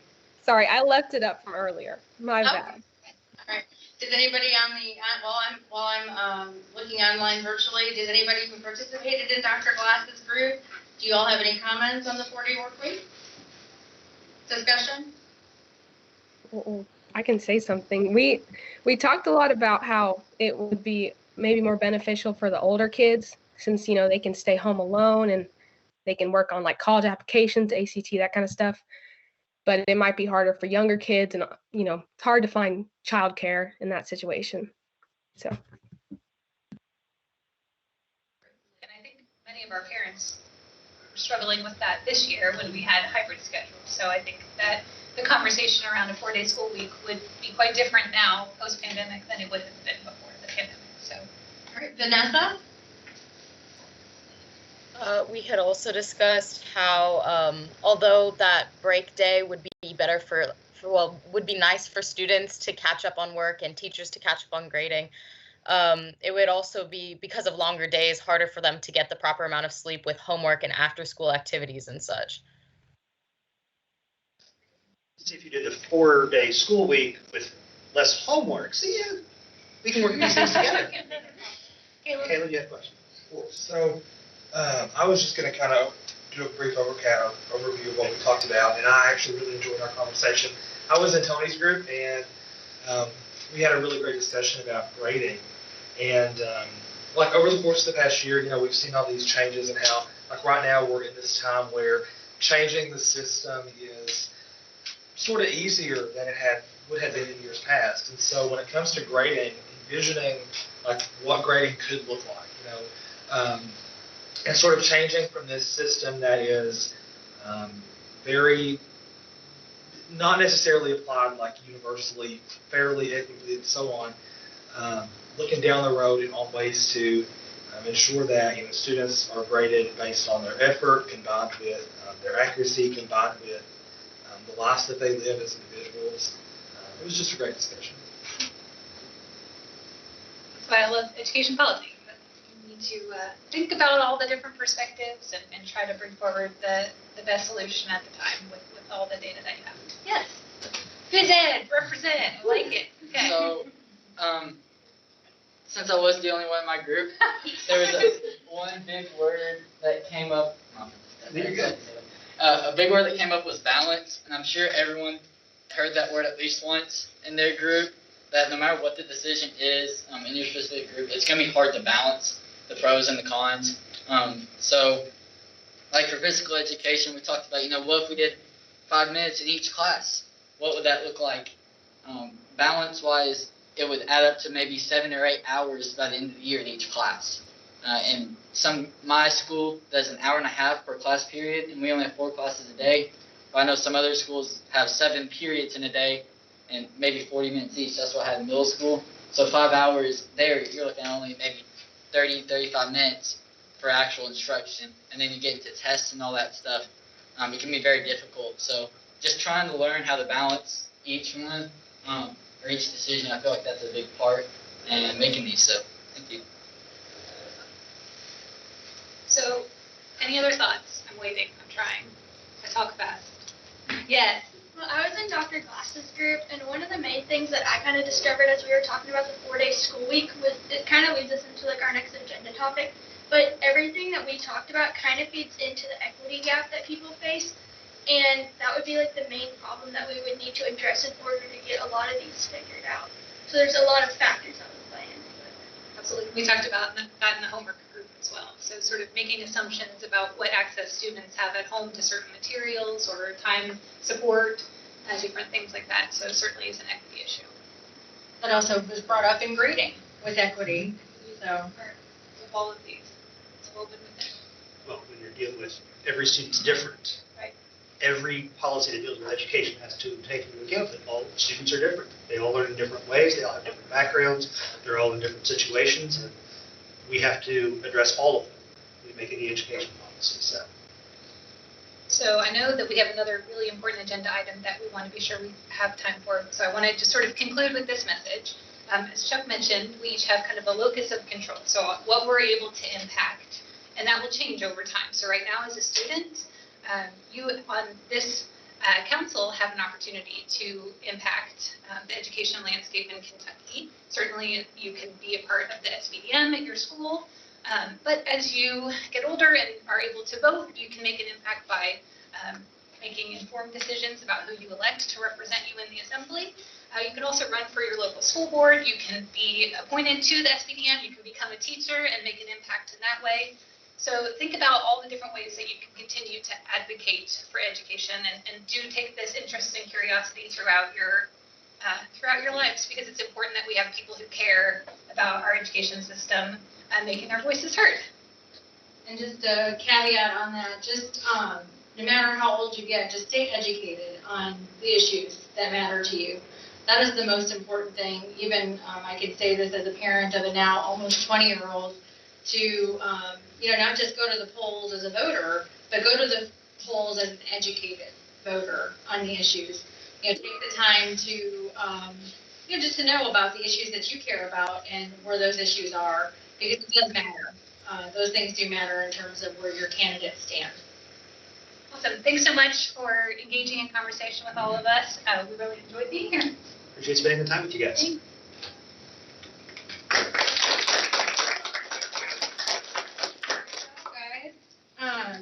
Sounds good. Looks like Gavin has a regional track meet. Good luck, Gavin. I know that's the reason you could join us, but good luck on your track meet. Make sure you let us know how it goes. And we'll move on to the next topic, which is equity. And the first thing I would like to do is, so tomorrow, we have a group, so I think for our new students, I think I've mentioned this to you when we did the interview process, that there are times when, depending on availability and schedules and stuff, that sometimes we have like kind of small subgroups of the Student Advisory Council that'll work on different projects. And so the first thing that we'll talk about as part of this discussion is called the Kentucky Equity Project that the students wanted to work on. And really it was a video that they put together. Megan, do you have it ready to go where we could share it? And then we'll have maybe Anastasia and Dr. Woods Tucker talk a little bit about how it came together.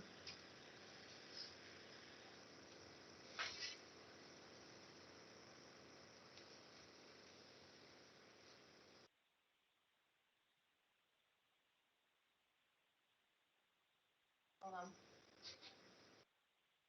1 second, obviously.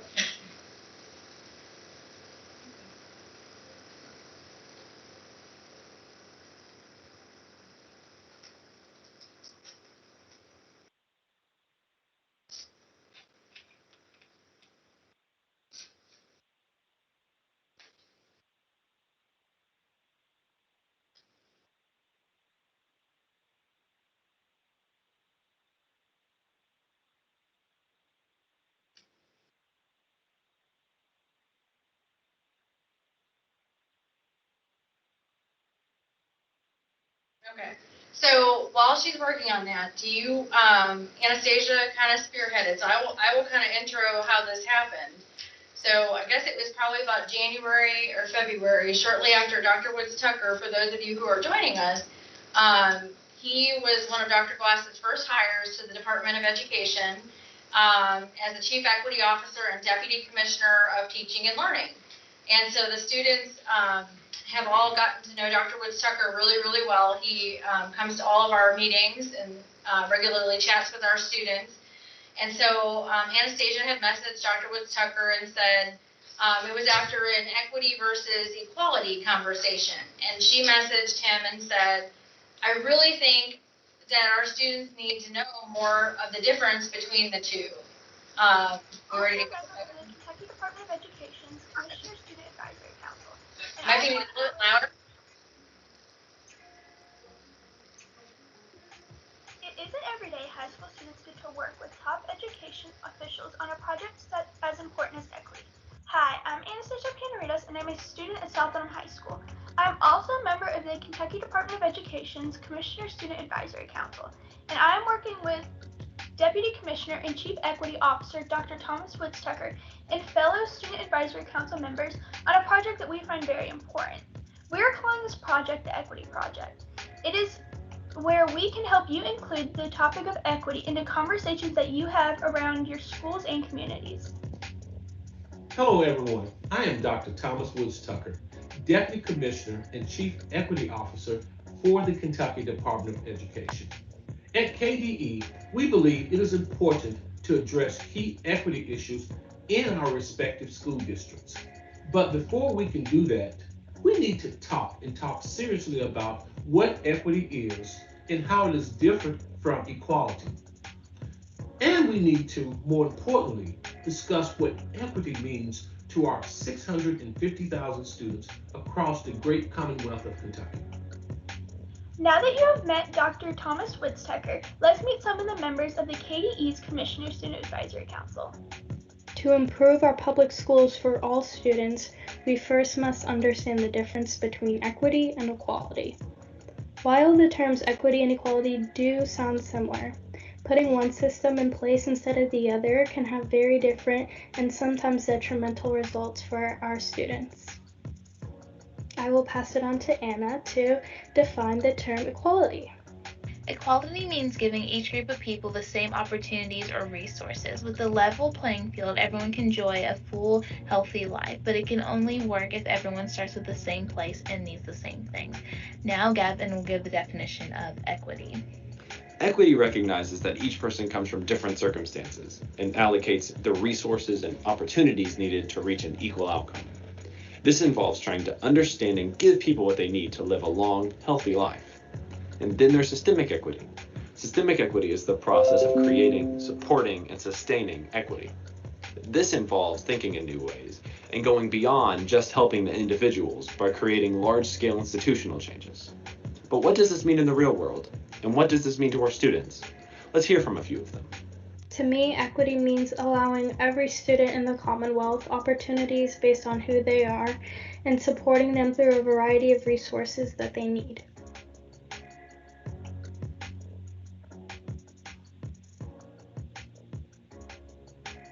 To me, equity means people of any color aren't labeled to a specific pathway of life. It means we all have the opportunity to explore our individual interests and have the resources to succeed in our own chosen pathway.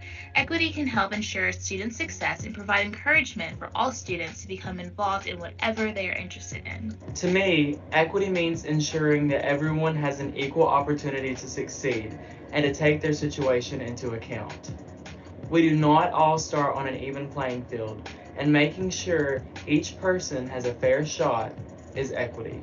To me, equity is giving all students the same chances no matter their race, gender, ethnicity, or religion. To me, equity means ensuring resources are distributed to individuals in a manner that best fits their needs as individuals, especially for those in minority groups. When it comes to education, I think equity begins, in large part, with the empowerment and inclusion of young people in decision-making at all levels. To me, equity means having fair and helpful opportunities for each and every person, and allowing them to have what they need to succeed. There is an equity problem in schools. Many students, especially those who belong to minority groups or identify as members of minority groups, feel alienated and left behind, and they feel as though their voices are not heard when decisions are being made. Systemic barriers impact individuals of racial minority and of religious minority, and so on. The Kentucky Department of Education's statistics suggest over 60% of Kentucky students are living in economic disadvantage. That statistic tells us that the demographic majority faces issues related to socioeconomic class. But individuals of particular demographic groups, minorities, face challenges that make living in society even more difficult.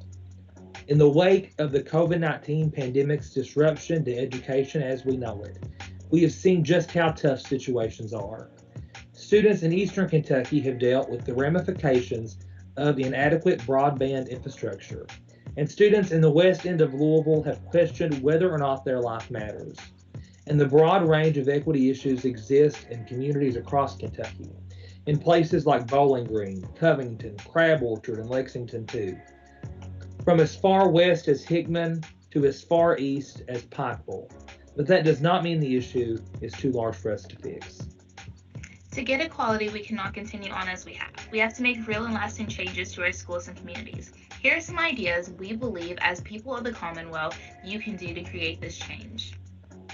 You can advocate for and provide more mentorship and internship opportunities for minorities and make people aware of them. You can encourage school and district accountability systems.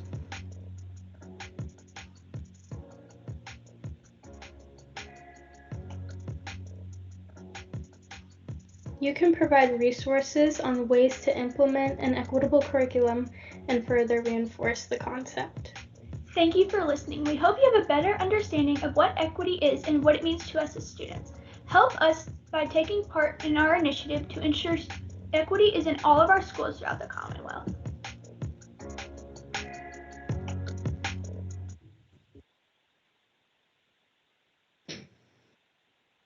Good job, guys.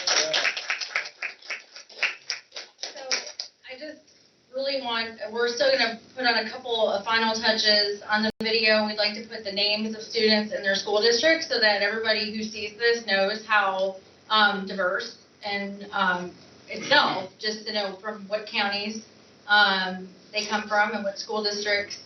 And then also just to let you know that this video will be shown at the Kentucky Board of Education tomorrow. And 3 of your fellow student advisory members will be here to do a presentation on it. So I'm incredibly proud of the work that you all have done on this project, and I know that there was a lot of late nights and trying to get the videos uploaded. And huge shout out to Megan in the back for clipping it all together. Like I said, she is the video all-star. Puts together a lot of stuff.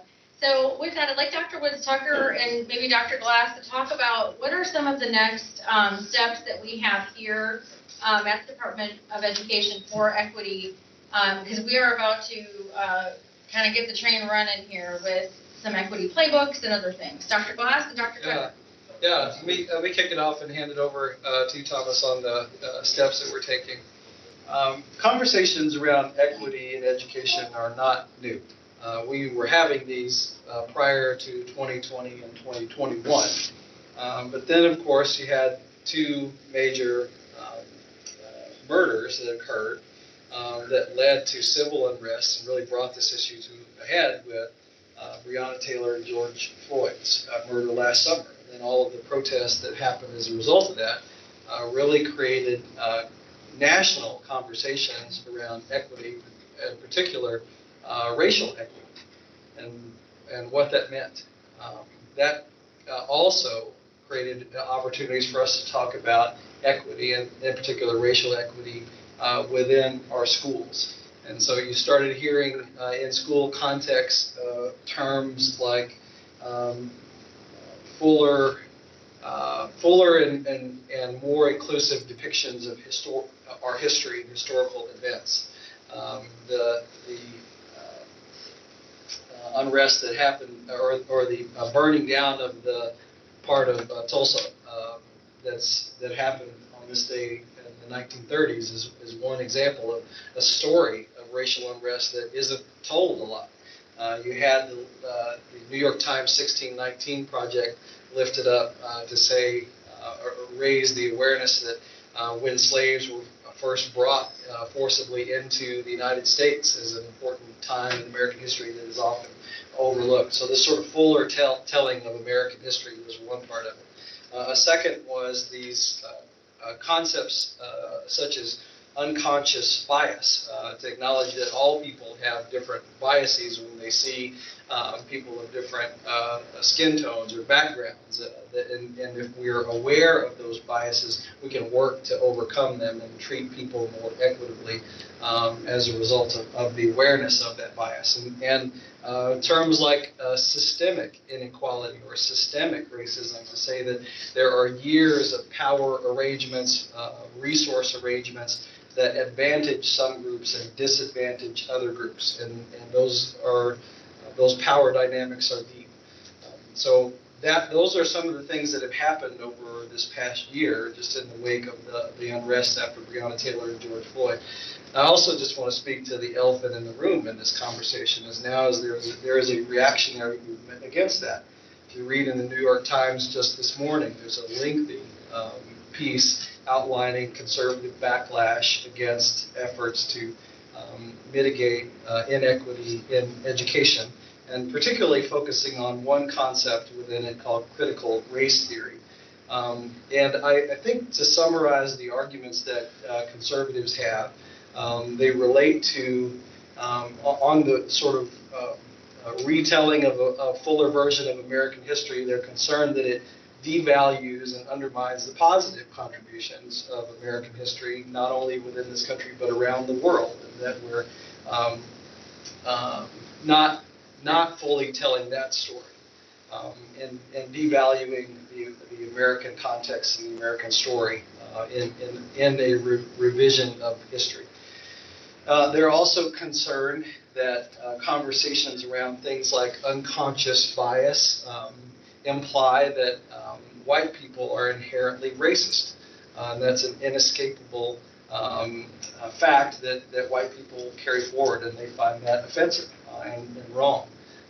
And on this issue of systemic racism and efforts to overcome systemic racism, conservatives, I think, would prefer to see a much more colorblind approach, that everyone is treated equally, and that we shouldn't be trying to overcome historical inequities by now advantaging one group or creating greater resources or power that go to historically disadvantaged groups.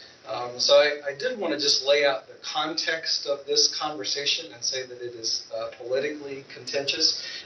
There have been bills passed around the country by legislatures, mostly in red states, Republican-dominated states, that outlaw conversations around equity, concepts like systemic bias or racism or unconscious bias, make it illegal to teach those things in schools. Sometimes there are funding consequences associated with them. Sometimes teachers who have those conversations can actually lose their license to teach by engaging in those conversations with students. That hasn't happened in Kentucky, but there's conversations around that happening in Kentucky, and I wouldn't be at all surprised if we were in some version of that conversation next year. So I just wanted to say that to make you aware of the full context of, I think, how we got here, the challenges that we face ahead, and in continuing conversations around equity. Of course, as the Kentucky Department of Education, our governing entity is the State Board of Education. They passed a resolution raising this up as a major priority. So it's a major priority for me, and it's a major priority for Dr. Woods Tucker, whom I've charged with doing the work in the state to bring this effort forward. But I think what we hope to do is make this a conversation around learning and individual students. And if you're not considering the individual backgrounds and circumstances of children and students that are within our system and what they need and what their families need, and recognize that that's different from one family to the next, one student to the next, one community to the next. If you're not recognizing that, you're not really individualizing or not able to individualize to the student, which is what I think our students need. So Dr. Woods Tucker, let me turn things over to you with that wind up, and you can tell some about the work that we have underway. Thank you. Thank you, Commissioner Glass, and a huge thank you to our Kentucky Board of Education, and of course Dr. Glass and our colleagues here at KDE for really being huge supporters of our diversity, equity, and inclusion initiatives. Our next order of business is to say this. I get to do a lot of neat things here. As Tony, I was trying to, I have a presentation here because my eyes are getting old, so I'm trying to, you may see me sneaking close to the screen. I get to do a lot of cool things here. There's nothing better in life than you getting to do something. You have a choice to do things. And so here at the Kentucky Department of Education, I get to work with Commissioner Glass, our colleagues here, and the Kentucky Board of Education. But also, one of the most fun things I get to do, I get to work with the Student Advisory Council. And I've learned a lot, and I've developed a lot as an educator. I've been in this business now, I think 34 years, I've probably stopped counting. But I get to learn a lot from each of you. So I want to first thank our graduating seniors who are part of this committee. So let's give them a round of applause. Our returning members and also our new members, congratulations. And what we've seen here in this fantastic group of students, not only are students taking charge of things, talking about things, they are doing things. This equity video was headed by Anastasia and a group of colleagues here that you just met, some of you probably just met for the very first time. So this is a charge by our students. We're helping to give some guidance, but this is a charge that you all are completing, and I cannot, in my 34 years, could not be more proud of a group of students than I am of you all, because you all are definitely the future here in Kentucky. You are our future. You're not only our future here in the Commonwealth of Kentucky, but you're our future across this great country of ours. So thank you, thank you, thank you for the work you've done and you will do in the next few years. A couple months ago, I had an opportunity to talk with your superintendents. And if you all are part of your local school board or local superintendent's advisory group, your superintendent may have mentioned a conference they attended and we talked about diversity, equity, and inclusion. And so I'm going to take about 15 minutes to let you know what that conversation was, because I know I stand between you and lunch, one of my favorite subjects in school, right? So 11:30, we'll get back. We'll ensure that you're on time for lunch. But before I do that, Anastasia, anything that you want to add relative to this video here? I know we talked about doing some news stories, doing some other promos. Anything you want to add? I just want to say thank you to everybody who's worked on the project so far. For our new people that are coming in, after most of the summer break is over, I'll probably be reaching out to everybody. Our next few projects that we're going to work on, we're kind of going to work on them simultaneously, which will be a podcast where we hear people's stories. This project, we didn't want it to be statistics or we're just reading off a teleprompter. We're going to do where we hear people's stories from around the Commonwealth.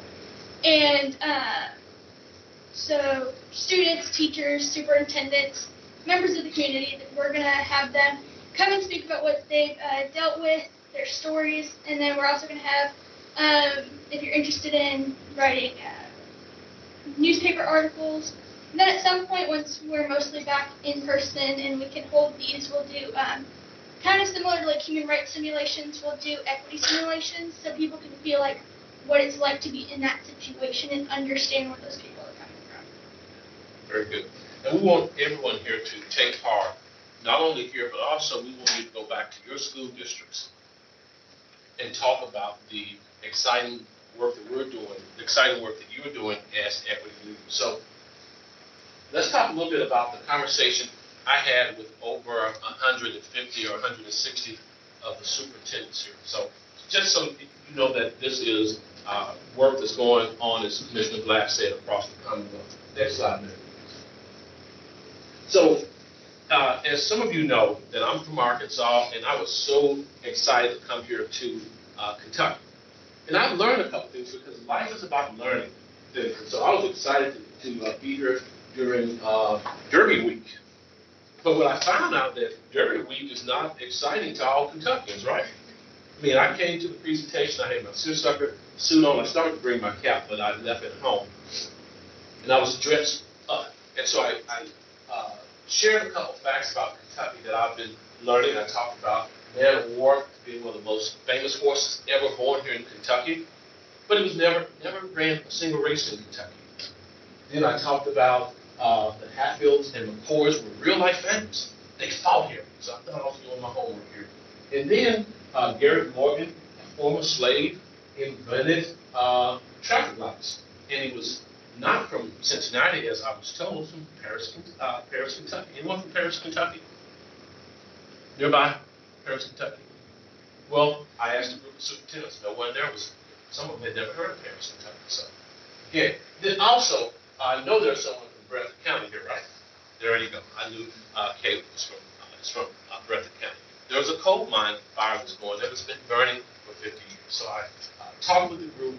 And I want you all to know that I've done a little homework here in Kentucky.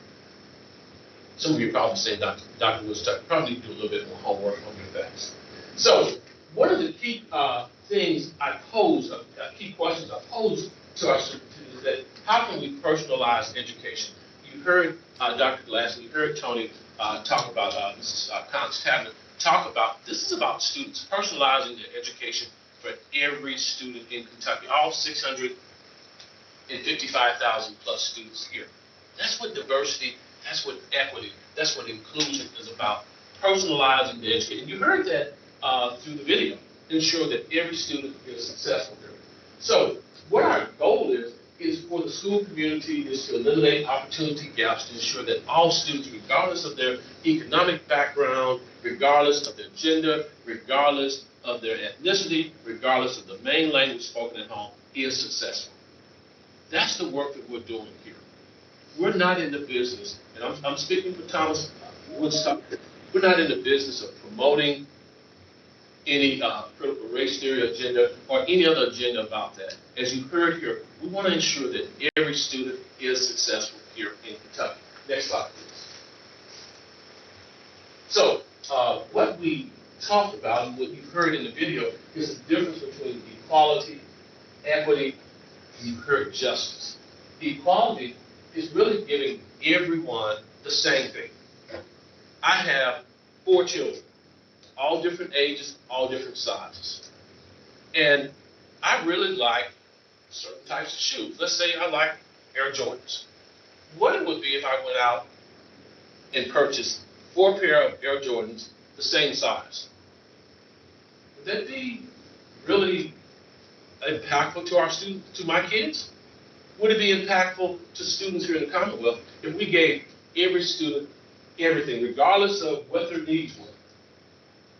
Whereas equity would give an individual student things that they need to be successful. Recognizing that students are coming to school with different needs. Real simple. That's all that is. And then we look at justice. We want to eventually remove all barriers. We want to remove the fence. So regardless of your height or your unique ability, you can watch the game and you can enjoy the game. Okay, next slide.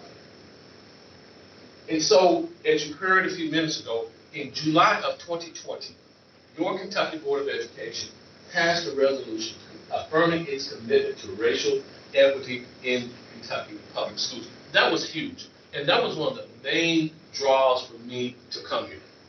Because you now have an entire state, very few states have been brave enough to pass a resolution or a policy affirming its commitment to racial equity or diversity or equity or inclusion. And as Commissioner Glass mentioned, even now you have 9, 10 states that are being attacked for its work to provide an even playing field for all of its students. Next slide. Get a chance, and this is really for our new people here to the board. If you want to get a copy of this presentation for your records to get caught up in terms of what we're talking about, we'll make sure you get a copy. Tony will send each of you a copy of this presentation here. So really, it says that regardless of your ethnicity, your race, or what have you, you need access to high-quality educational opportunities. And what I really like about that resolution, it called it out. It said that certain students, because of their ethnicity or what have you, these students here have been left out of equal opportunities to be successful. And that school districts have a moral obligation. School districts have an educational obligation to level the playing field and remove those obstacles. Huge, huge. Okay, next slide. We also have some policies here. You heard from Meredith and Chuck. You heard from them earlier. They talked about some of the policies. You may have mentioned some of these policies here in your group that affirms promoting equity in our school districts. So your school districts have to follow these policies here to promote equity. It's already in place. So when you hear the critics say, oh my gosh, you're promoting critical race theory or you're indoctrinating anyone. No, equity has been here in the Commonwealth long before we've had these conversations in K-12 about critical race theory. Next slide, please. So one of the things I really had the challenge of providing your superintendent some strategies in terms of what we're doing here in Kentucky to help bring about greater equity. Each of our superintendents, if the funding is approved, each school district will be given an equity playbook. In short, an equity playbook is a list of plays to address opportunity gaps or academic gaps that we sometimes call them. Gaps like student achievement. Why are some ethnic groups achieving higher than others? To address funding. Why are some schools in your own district? You go in some schools, and I think I heard someone say it earlier, in terms of classes offered. Jack, I think maybe you said it, or someone said it earlier, like during the summer, like some classes during this pandemic, in some schools, there were 5 classes offered, other places, 7 classes offered. So our superintendents, our teachers, and other leaders will have an opportunity to look at the discrepancies in terms of programming, classes, etc. in schools. They'll also look at the most important thing. They'll look at, next to our students, they'll look at the quality of teachers and the credentials that teachers have. So we're going to give them plays to address things like that, academic achievement, quality programming, funding, then also discipline. Why are some students being disciplined at a higher rate than others for the same offense? So again, This is what this playbook is going to provide across the entire Commonwealth. Okay, a couple strategies here real quickly. Okay, next slide. I want to ensure, again, where it all starts, that each student has a high quality, highly effective teacher and principal. Next to your parents sending you to school ready to learn, teachers have the biggest impact on whether or not you're going to be successful. And so we want to help ensure that we level the playing field in that regard. Next slide, please. We are really happy. We heard, and some of you met for the first time on Lieutenant Governor Coleman. She also mentioned Governor Bashir, and obviously you know Commissioner Glass and the folks here. We're happy to introduce the Kentucky Academy of Agri-Teaching. That's our K program, and it is dedicated to not only recruiting and retaining more teachers of color, but it's also important that we develop and we help these teachers grow. And so what we're doing with your local school districts, for example, we're helping them develop what's called a Grow Your Own program. We're happy to have Dr. Meredith here. She's worked a long time with that program here to help diversify the teaching staff. Because what we do know that when students see teachers who look like them and who come from backgrounds similar to theirs, they do well. For example, when African American students, particularly African American males, they have one teacher of color in elementary school. African American male students stand a 39% chance of graduating by just experiencing one African American teacher and going on to college. So I want to thank again our folks here in government and business and here at KDE for really supporting that initiative and really encouraging our superintendents to participate in Grow Your Own program. And some of you who are interested in teachers could receive funding to become teachers one day. Most noble, the greatest profession. Okay, next slide, please. And those are some components that. Then we talked about decreased chronic absenteeism. Real simple, right? If you come to school, you're going to more likely learn and you're going to graduate. So we want to ensure that students are coming to school, and we talk with superintendents how to increase that. Again, another equity issue. Next slide, please. Then also, you heard me talk about this, reducing the disproportionality of out-of-school suspensions and expulsion rates of students. We looked at the data. The data shows that students of color, students with unique learning abilities, students with IEPs are oftentimes suspended at 2 and 3 times the rate of students who are quote-unquote typical learners. And so we want to help our school communities come together and figure out ways how to keep students in. Again, we're not saying that we're not going to suspend or expel students. You break the rules, then obviously there are consequences. But what can we do on the front end to help retain students? Again, these are things that we want to do across the entire state of Kentucky. Strategy 4. Also, increasing early post-secondary opportunities. How many of you, show of hands, have engaged or you've taken post-secondary courses, ACT, SAT, career courses? Yeah, very good, very good. What we do know, 2 things when students take those post-secondary courses. One, if you attain the prerequisite score, the requisite score, you're going to go to college on less because guess what? You don't have to pay for that course in college. So that means that your college tuition is going to be less because you're going to you will be taking your courses.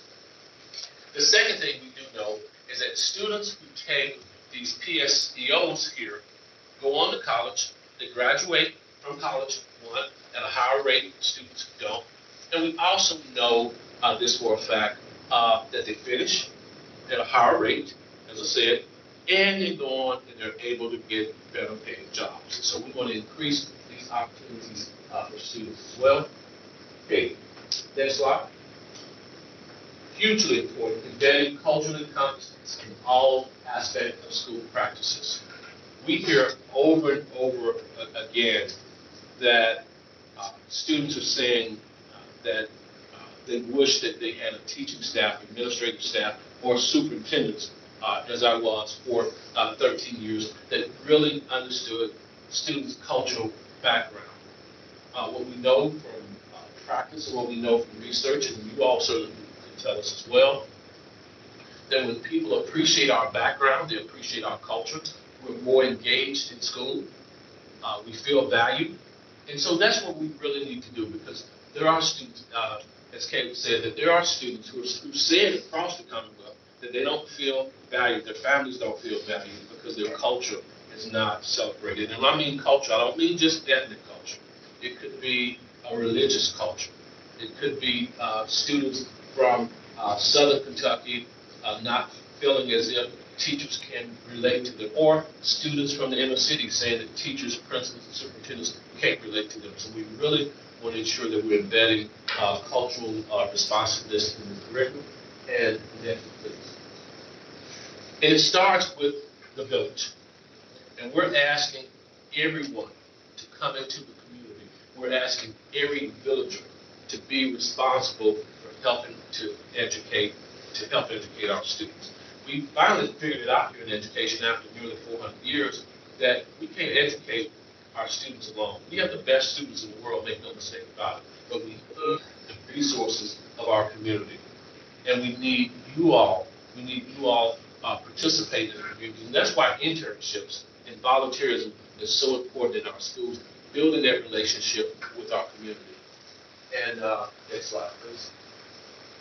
And some of the ongoing equity-related issues here, and I'll be done here in 2 minutes and 2 seconds. Do any of you remember 2 and 2?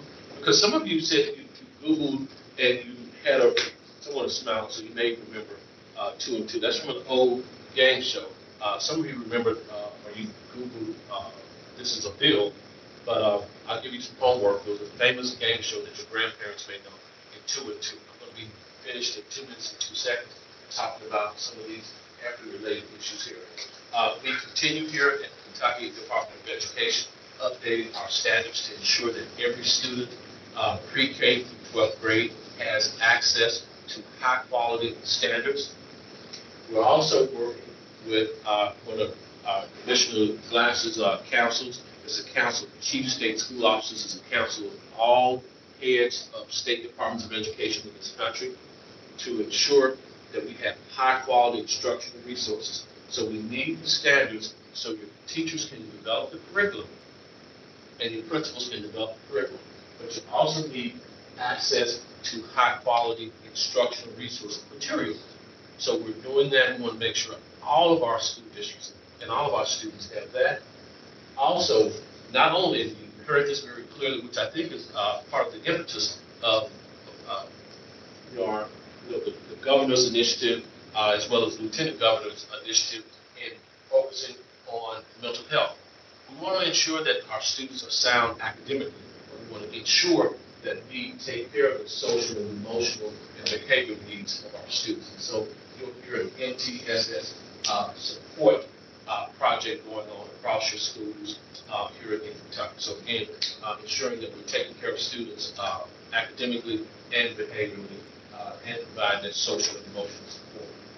Then also, equitable practices and policies. I've asked our superintendents to give us some examples of great examples of equity that's going on in their district, where we're leveling the playing field, we're giving students the resources that we need. I sent that policy out to your superintendents, and then it went out to teachers, support staff, and parents, and our student advisory committee members to tell us about great examples of equity going on. You heard some of the examples of what we should be doing in the video, and we want to share those best practices across the Commonwealth. And then again, I talked about the funding for our CAPE program. That's $1 million to help diversify our teacher workforce here. Because again, next to your parents, the teachers have the biggest influence on the outcomes. And so we need to make sure we have a workforce that's reflective of that, both teachers and principals. And I think that will probably wrap it up. Okay, any questions? Yes, Thomas, I would just like to correct the record. It says that a former history teacher, I should have said this right. The Tulsa Massacre is the right way to refer to that. It was in 1921, 100 years ago, and it occurred yesterday and today, 100 years ago. So 300 people were killed, 1,200 plus homes destroyed, in a black part of Tulsa, Oklahoma. And then that area is called the Black Wall Street. So I think it's they have debuted yesterday, so if you get a chance, you probably watch that. And I'm pretty sure that it's something, and again, it really is showing how our educational system is advancing. I've talked with some students here in Kentucky, and that's one of the questions I've asked today. They had heard in the Black Wall Street, Tulsa Massacre, and some of them had. And certainly something that was not in my history books as well. So again, I'm really excited to be here in Kentucky and be in a forward-thinking place. We have our challenges, and this is certainly a challenge here as we begin to figure out a way how to level the playing field for all of our students, how to bring equity to each student here. This is a great place to do it. I'm just so excited to work with you. Now, we do have a couple minutes for some questions. I'm certainly available to answer your questions, or better yet, Anastasia is available to answer some of the questions. Yeah, yes, sir. Jeff. Okay, so where I go to school, I've said this a couple of times before, there's a very low diversity rate. And I don't have the issue of teachers looking like me, so I feel uncomfortable because I don't believe we have, I say this like pretty sure, we don't have one minority person hired as a staff member. But we have probably 1% of my entire school, and I have about 1,400 kids in my school. Only 1% is a minority. So what's the KDE doing to make like my school more diverse? And how is that going to kind of look going forward? And Jack, and the rest of you, I went through the CAPE program too quickly, but that is one very important initiative that we have here. One of several initiatives that we have in the Kentucky Academy for Equity in Teaching. And one of the things that I've said, certainly in our high student minority population school districts, students certainly need more teachers who look like them. But I've also said, Jack, it's equally important, if your school district is 99% other, 99% majority, 99% white, those school districts equally need teachers who look like them. And remember, one of the beautiful things that we're trying to do here at the Kentucky Department of Education, we are expanding the term equity. And that's why you hear me oftentimes say diversity, equity, and inclusion, because diversity comes in many shapes, sizes, and colors. If you look deeply, you'll find students who may not resemble the other, whose gender may be different, whose socioeconomic background is different, learning styles are different. All of those things come into play when we look at diversity, equity, and inclusion. Because many times our teachers and our superintendents and our principals don't necessarily come from the same type of background as our students do. So all that, when we talk about diversity, equity, and inclusion, I need you all to help us be leaders and say it's more than just ethnicity. It's more than just skin color. It's any barrier that can prevent a student from being successful. Another thing I had, so I was kind of doing some introspection on my own school, and we do a decent job for Western Kentucky, I feel like, on homosexuality, inclusion, and all that stuff, and that kind of section of it. But I'm wondering if we have the teachers that are willing to have the conversations with students and with those aspects of it, of the race, because like I said, I see a lot of hatred in my school, either towards any difference, because I'm in Western Kentucky, it's a very conservative community, and with that you often see, and honestly, I shouldn't have said conservative, because people have become very strict-minded and they like what they're used to, which you would think that would change with the pandemic, being more flexible, but people are very, I've seen a lot of, just sticking with what they're used to. So what is the KDE doing to put teachers and students in situations where their horizons being broadened and that they're going to be, I don't know the term, I'm sorry. Yeah, that's okay. Your articulation is beautiful, and I love your insight, and you're raising the type of questions that we want all students here to raise. Those are very, very important, very legitimate questions. Well, again, I want to go back to KVE's resolution, the Kentucky Board of Education's resolution regarding racial equity, but it also covers equity in general. And what the Board of Education wants us to do, and certainly Commissioner Glass can talk about this, wants us to start talking. That's one of the powerful things about Dr. Glass's listening to him. One of the powerful things about Lieutenant Coleman's upcoming conversation about student mental health. And I'll also add staff mental health. Let's start talking, because change begins when we start talking. Once we start talking, we're able to put the issues on the table in our strategic plan. Look at your strategic plan. Look at your building and district strategic plan. Does it talk about issues? Sort of like KVE's, the board's strategic plan, it talks about those issues of racial inequity. It talks about issues somewhat relative to disparities of students coming from lower socioeconomic backgrounds. And so are those things in writing, are those top priorities, if you will, for your school district? If they're not, they should be. So let's get our folks talking. Let's create a strategic plan, some plays, some strategies, if you will, to address that. And that's one of the more powerful things about our strategic, about our equity playbook, because it's going to give our folks some plays, some strategies, some research-based strategies to address some of the things that happen in Jacksonville. Anastasia? Well, I just kind of wanted to add, like, with the Kentucky Equity Project, by showing this to all the Commonwealth schools and all that, this could help raise the conversations that are needed. Though we might not directly address sexuality or something, it will bring up the horizon for it to be talked about. So I think that might help you get the conversation started as well. Sorry to hog all the questions. I've got one more thing. I think exposure is a big thing. So I think if we can do field trips, stuff like that, to where students in areas where they're not being exposed as much, I feel like if we can get them out there and create that exposure, I feel like that would do wonders. And starting that conversation and building that plan in your district.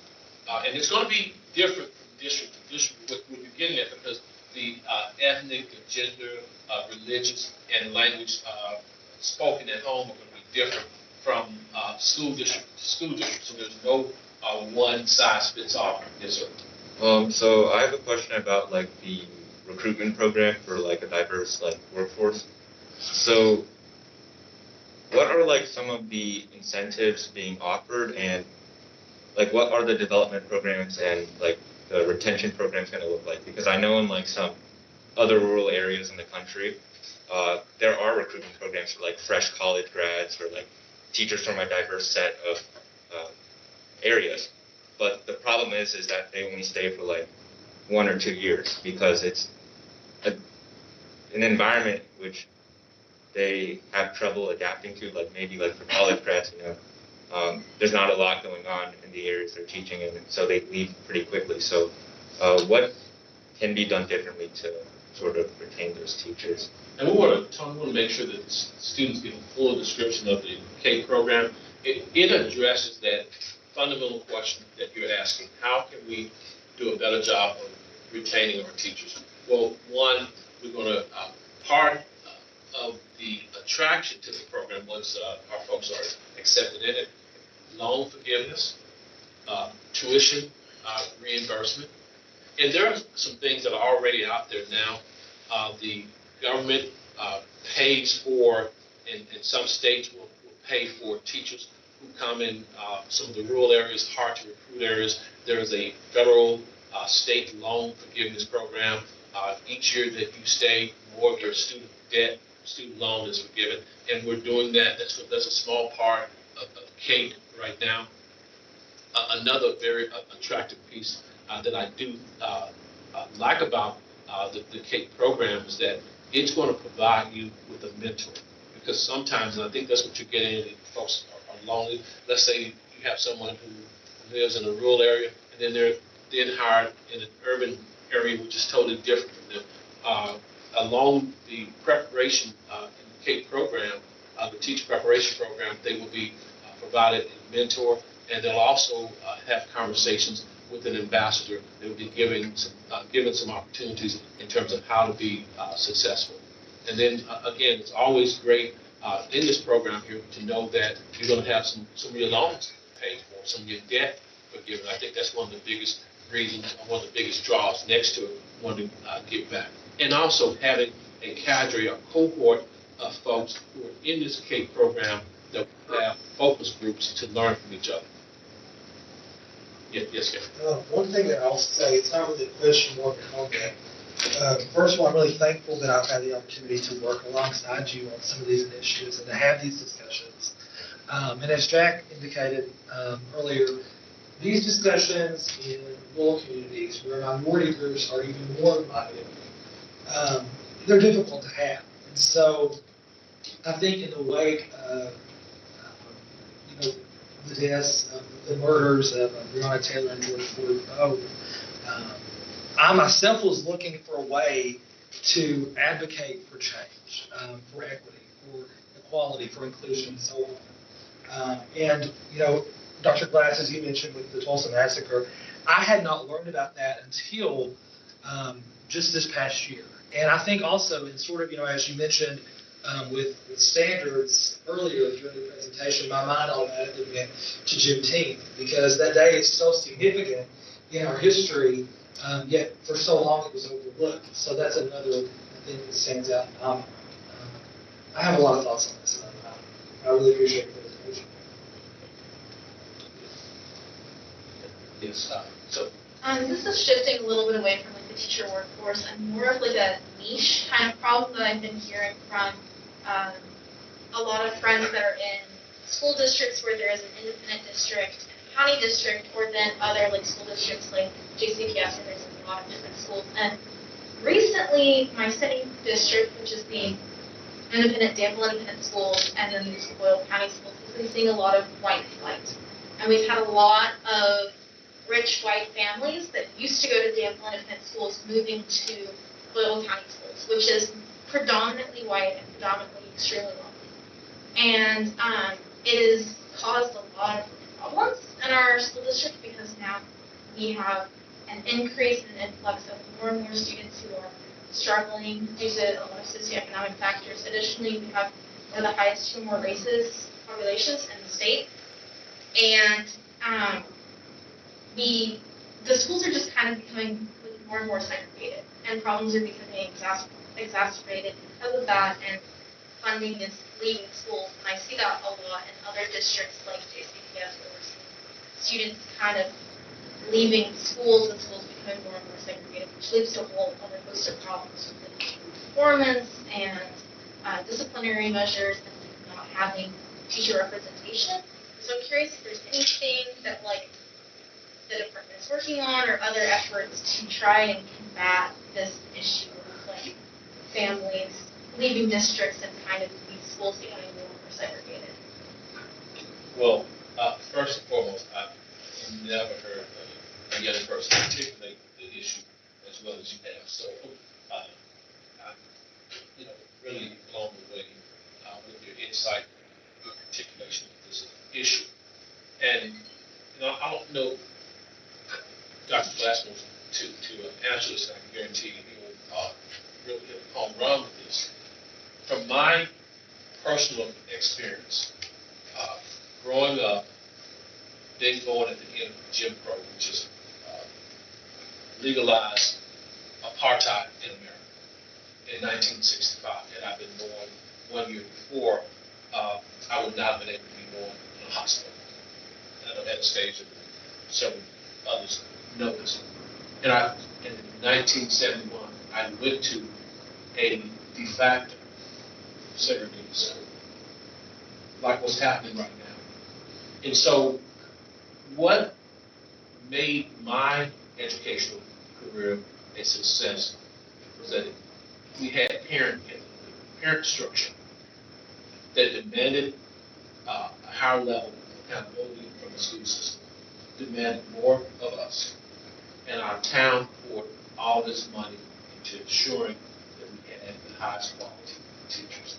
And so we're going to have to continue to do that. We're going to have to continue to invest, not just talk about K. I'll say again, without our Kentucky Board of Education efforts, without Dr. Glass's efforts and other folks here at KDE, Dr. Brewer, Dr. Akers, and other folks, like don't want to get without pushing K to be a reality in terms of putting funding on forward to ensure that students have the highest quality teachers available, but also ensuring its longevity.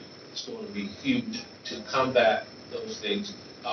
White flight, ethnic flight has been going on here since the first public school was developed here. So we have to first and foremost ensure we have the highest quality teaching staff in every school. And we spend time understanding cultural differences, because I really believe folks flee out of ignorance, and I'm going to say that in a nice word, and I say ignorance in terms of not knowing, out of fear of the other. Mr. Glass. Yeah, Sophie really raised what's been a challenge in public education going back to the early 1900s. You saw as schools became more racially integrated in the 1960s, we still had effectively segregation existed because of where people chose to live and could afford to live. So property values and what neighborhoods people could buy into created a de facto segregation, even though there were federal and state efforts to integrate schools. That still exists today. So some schools will be largely white and affluent, or other schools will be largely minority and lower income, just by nature of what property is in that area and how the school boundaries are designed. School districts, as a way to combat that in the 1960s, 1970s, even up to today, there are ways to combat it were to redraw boundary lines and try to move different communities into more diverse schools to try and break it up. That is incredibly contentious. Because when the school's boundary line gets crossed, you often times will have groups of parents that will go to the school board, argue against it, or even run candidates to try and undo that. And so you sometimes see sort of gerrymandered school district boundaries, and they're usually out of efforts to try, the school system is trying to diversify the students that attend the school by drawing different boundary lines, but those are very contentious. Nationally, what has exacerbated efforts to integrate or make more racially diverse schools and not to segregate or create concentrations of high student poverty. One of the challenges we face is when you take a bunch of students who largely come out of a socioeconomically disadvantaged background, you concentrate them all together in one school. It's extraordinarily difficult for that school to perform well. You have to pour more resources into that school because of the concentration of poverty. But that's gotten worse as a result of expansion of school choice. That's been less so here in Kentucky because we haven't seen some of the school choice efforts that other states have had in place, but honestly that's coming here.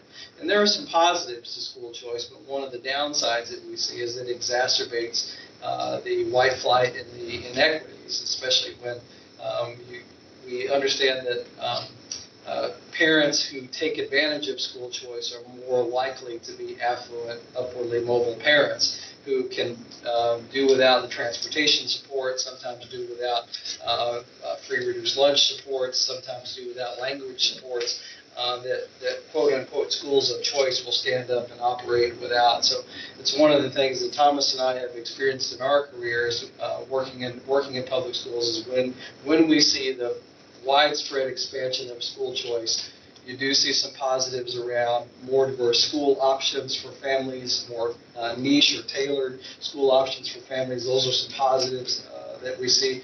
But we also simultaneously see white flight parents self-selecting into more segregated schools. There is no easy answer to it. There certainly is no answer that isn't politically contentious and difficult. Very good. We'll go to this young man here, then I'm going to we'll go ahead and close. As I said, I'm not going to go over and over it either. And we also have lunch, so I just want to make sure. Yeah. So let's go ahead with your question and we'll close. When we see problems that we listen in our schools, what do you think the best, what do you think we should do about it? Do we go straight to the school? If I don't, if there's a reporting system, how do you think the best way to combat those? The most effective way I've seen, and this has happened, where our school leadership, and I mean every person in the school leader, including our students, regardless of their title, that there is a culture built where there should be at least one caring adult, one trusted adult that you can approach regarding an issue that you see. And I also believe it's important that you have the conversation with your parents.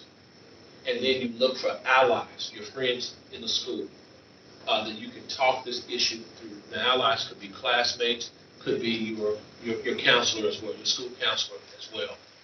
And then you start to present your question with a solution along with your allies regarding whatever that issue is, with your school counselor, with your teacher, with your building principal.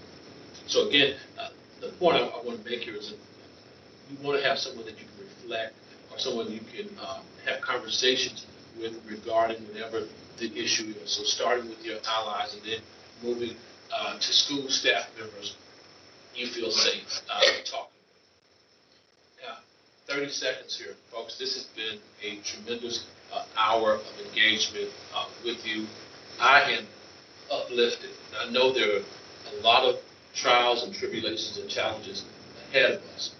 But when we look at this global acknowledgement that there are inequities in our system across this world, here in the state and in this country. And by the way, we have the greatest educational system in the world. Make no mistake about it. Even with these challenges here, I'm uplifted because we have young people like you all. We have folks across this globe who are willing to stand up now. This is the first time this has ever happened. That we're standing up now, recognizing the inequities that exist in our school system. I want to underline this again, beyond the racial inequities. Those are important, they are real. But we have folks, again, who are recognizing for the first time ever these inequities. And we have folks like you all who are willing to solve them. So thank you. We are so fortunate here in the great state of Kentucky, in the Commonwealth of Kentucky, to have you. And I know with you, the next generation and generation after that will have a more equitable school system and thus a more equitable society. So thank you for your time. Thank you, Dr. Wilson. I just want to add just briefly on to my answer to Sophie, because I feel like I left you feeling like despondent about the possibility of success with this. There have been school communities that have been successful at desegregating and maintaining an integrated school effort, and it comes from things like changing transportation systems, changing boundary lines, when schools of choice operate, requiring them to enroll a population that is reflective of the entire community. They direct resources, greater resources into those schools that serve more diverse and socioeconomically disadvantaged, historically underserved students. So all of those things are what you have to do, and you have to stick with it for years. Where we see it instantly become undone is when a community or a school board loses its focus. And as soon as you stop those efforts, all the segregation snaps right back into where it was. So it's a problem that you have to work on continuously as a school system. I think we're going to turn things over to Tony to tell us about the plans for lunch. Yes, so I know you all are hungry. So we are going to take a break for those that are joining us virtually. We are going to, lunch is here, and so we will all go grab lunch. The good thing about the Sauer building is there are plenty of open spaces for lunch. So as soon as we leave, you can just kind of follow me over to where the sandwiches are. and then we will come back into this room. We're running about 10 minutes behind. So, and I'll also show you where the bathrooms are as well. And then I'd like to try to get back here by about maybe 5 after, if possible. And so that's kind of the plan. And then we will resume the meeting online about that time as well. So hopefully about 12:05. All right, thanks guys. All right, everyone, welcome back. As we have a couple of others just coming back to join us. I'm not sure if we have our friends from virtual that are coming back as well, but if you are, welcome back. Our last item on the agenda is we're going to talk a little bit about, well, actually, it's Dr. Glass's item. All right, everyone. Welcome back. Dr. Glass. Okay. Just in the course of the pandemic, there were things that we experienced over this past year that we never want to have to experience again, right? But there were also some things that we experienced that actually enhanced or advanced our lives. Some things that we want to hang on to. I know that I've had some conversations with you already about some of them that were feedback. But I have been in conversation with a couple of researchers, one from Harvard, from MIT, who put forth this protocol to try to tease out some things that we really appreciated and admired about. I know that I've had some conversations with this experience already about I wanted to revisit that with you, but I gather some information in conversation with that. This is something that I have done with the staff from Kentucky Education. We'll put forth this, of course, their perspective are things about work. One of the things about working at KDE that we liked about this pandemic, and what are some things that we want to get back to this story. So that's sort of the other perspective conversation. So I have a couple of things I'm going to post them in the chat. The protocol is called Amplify Hospice at KDE. That we amplify those things that we experienced over this past year that we want to do more of it. We like that. So that's sort of let's don't let go of that. Let's amplify it. So I have hospice is in terms of gentle letting go. The protocol dignified and respectful process. It means this is coming to an end. And we plan for that end, and there's a transition that takes place. So I want to do more some of those things, and then create what are some new things, innovation that we can hospice out of this experience. So I will put first the protocol dignified and respectful process. It means this is coming to an end. So plan transition, increase this volume, intensity, some of frequencies to create what are changes and new practices that we experience doing during COVID. Want to amplify, strengthen, expand. First part of our digital life as our post-COVID life emerges. These are things we want to see more of. So do this. Take about 2 minutes with the person at the shoulder partner or have a trio. You can have a trio. But talk about this. What are some things that you would like to see amplified as a result of this experience? About 2 minute emergency. These are things we want to see more of. I really like the hybrid because it kind of gives your confidence. Let's talk about it.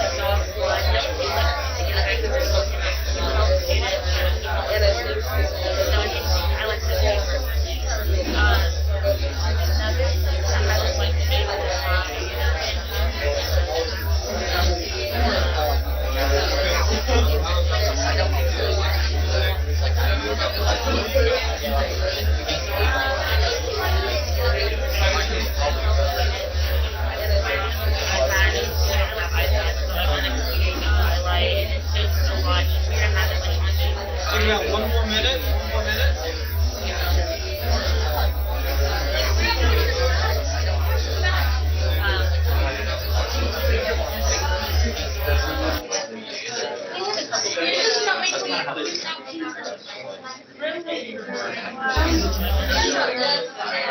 Everybody's mentality is kind of forced to burden.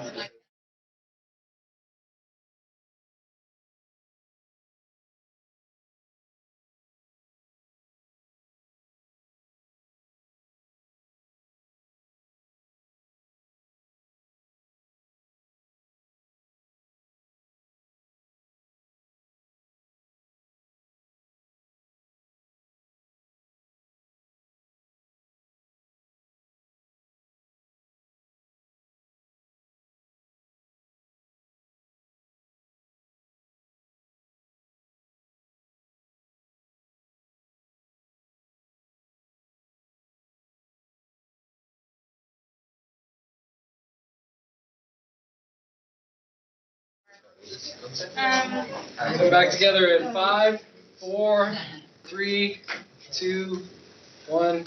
Thank you. Well, what were some things that you discussed that you want to amplify? Just pop around. Thank you. Flexibility. Flexibility. Tell me more. Yeah, so especially like in school, you had between in-person and virtual students often doing the same curriculum. You had the opportunity to do it at home, do it at school, whatever. Teachers were more considerate, things like that, so you were just able to be more flexible with what you were doing. Right. So greater sort of student choice, greater flexibility in how you respond to things, when you respond to things. And are those of you that are returning to school, are you hearing that you're going to have flexibility that's going to stick around? You see kind of, maybe no. Maybe usually means no, right? Well, I think that's something that you as advocates in your communities, you should make known. Many of the adults and folks that run your systems are rushing to put everything back just like it was before. And there are some things that we want to hang on to. Yeah, Amy. I think in my case, my education experience has never really had like policy-wise flexibility. So it's just been leniency from the teachers since we're in a difficult time. They've been easy on us, but in terms of policy, there hasn't really been like actual flexibility. So this is something that you had experienced before, or had. Tell me more. I had experienced just teachers being easier on us in terms of grading. Yeah. But in terms of actual rules that are in place for asynchronous learning or any other types of flexibility policies, we haven't really had that. Yeah, so maybe those are some things that we have to build up or create. So maybe we'll hang on to that for the create part. Let's circle back, go deeper on that. Caleb, and then Rohit. What I'll say is, from our discussion, what I really gathered was like this grace that our teachers gave us over the course of the past year, and that kind of ties in with flexibility. I actually said, it's like, I feel like I've heard the excuse time and time again, well, this past year has just been a difficult year for everyone.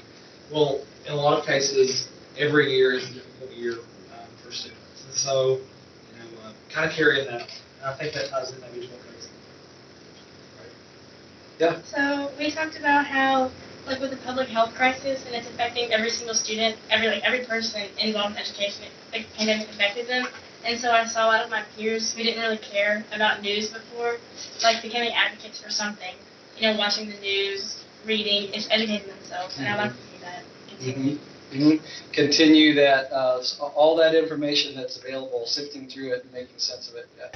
Yeah, and I really like the point that you made around that grace as well. And we extended that to our professional educators also, right? They were learning how to support our students and do this work either hybrid or remotely or in person with all sorts of mitigation efforts as well. So that was a nice addition or something that we could continue.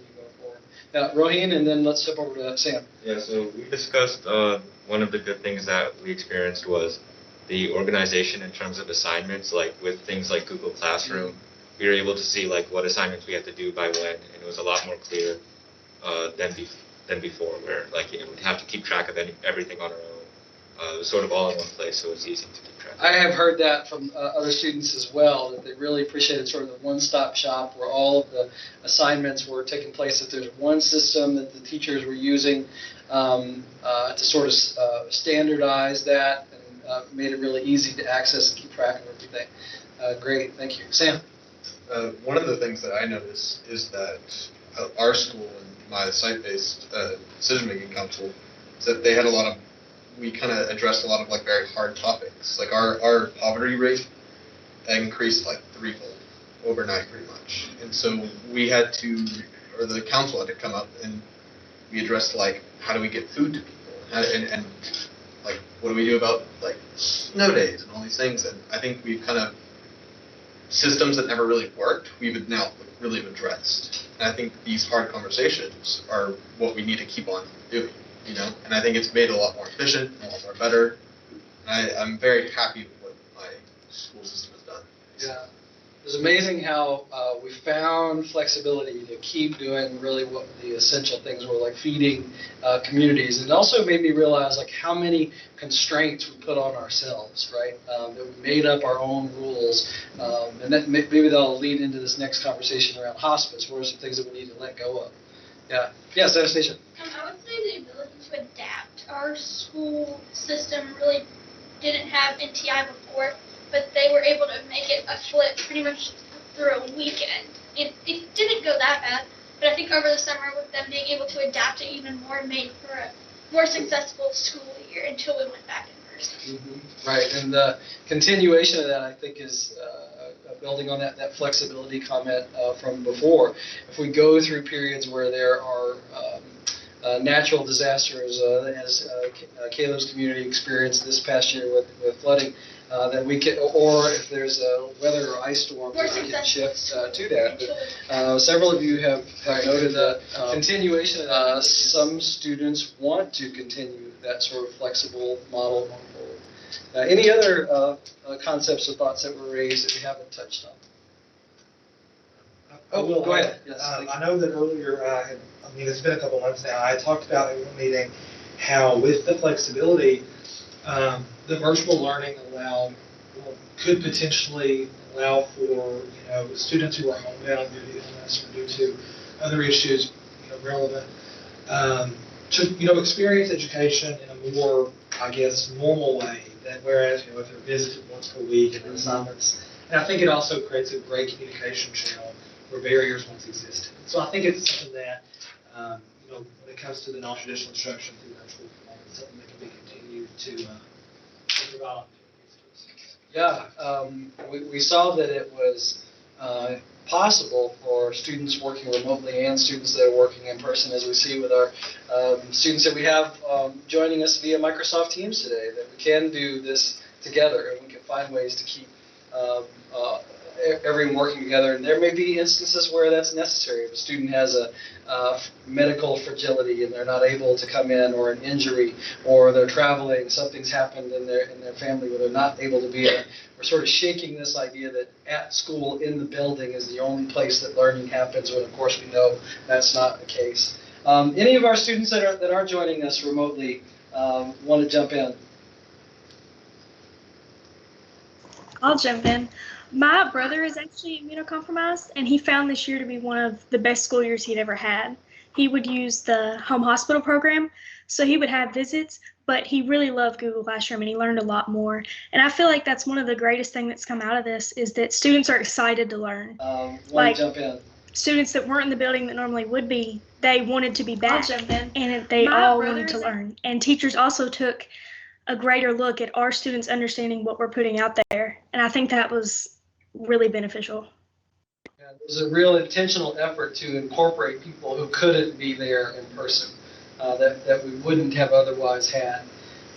Great. Any other comments, or I'll move us on to our next? Yeah, go right ahead. So I think one thing that goes with each of these is the ability to reflect. So since everything slowed down, we looked back at what we had done in the past, whereas especially now and always in the past, we looked at the future. We were very futuristic.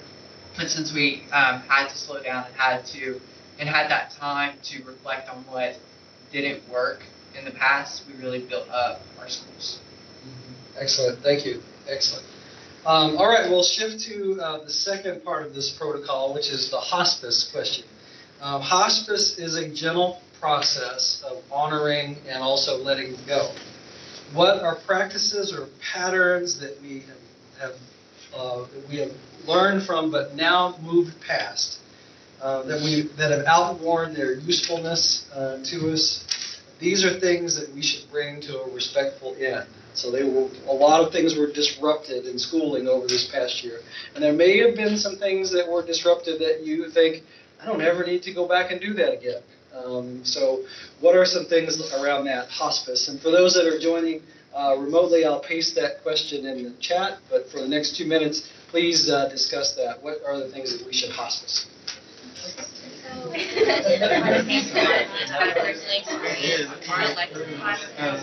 something you have to take, but you're not necessarily really interested in. I'm kind I was trying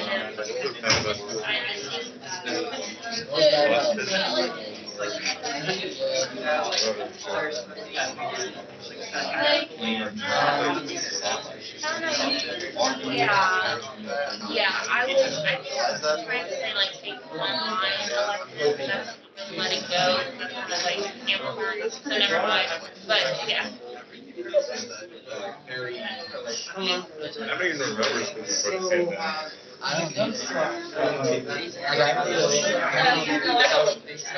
get my teachers give it like as much work as they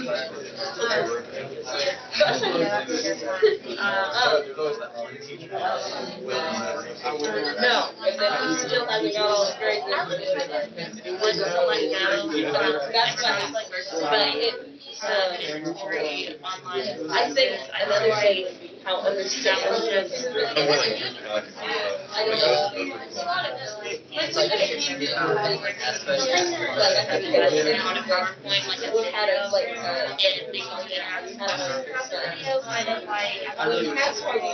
I know this was John Hardy, his brother does it, and I was like, yeah, I'll play it later and have my questions for him, but like about it, so I'm just getting online, your camera off, like you're not, so I feel like that would be better.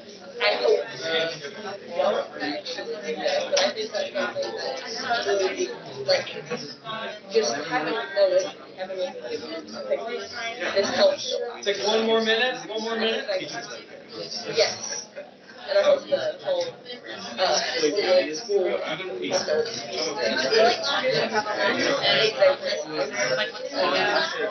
There's more to life. Elaborate. Sometimes, I don't know, I don't have it on here.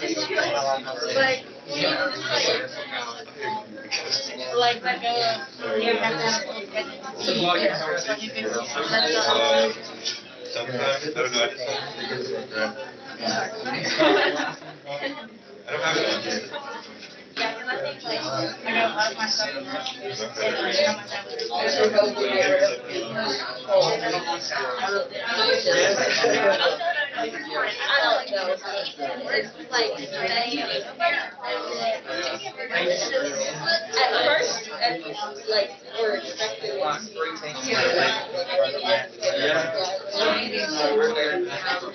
and then it was the worst we ever had. So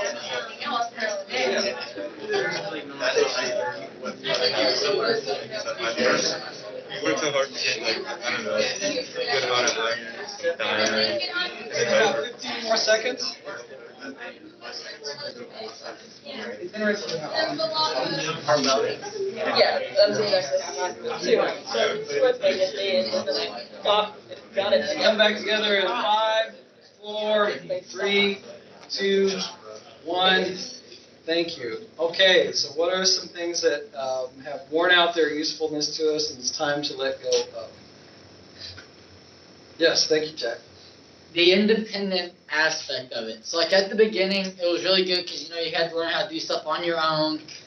You had to learn how to persevere because you didn't have someone right next to you holding your hand through it.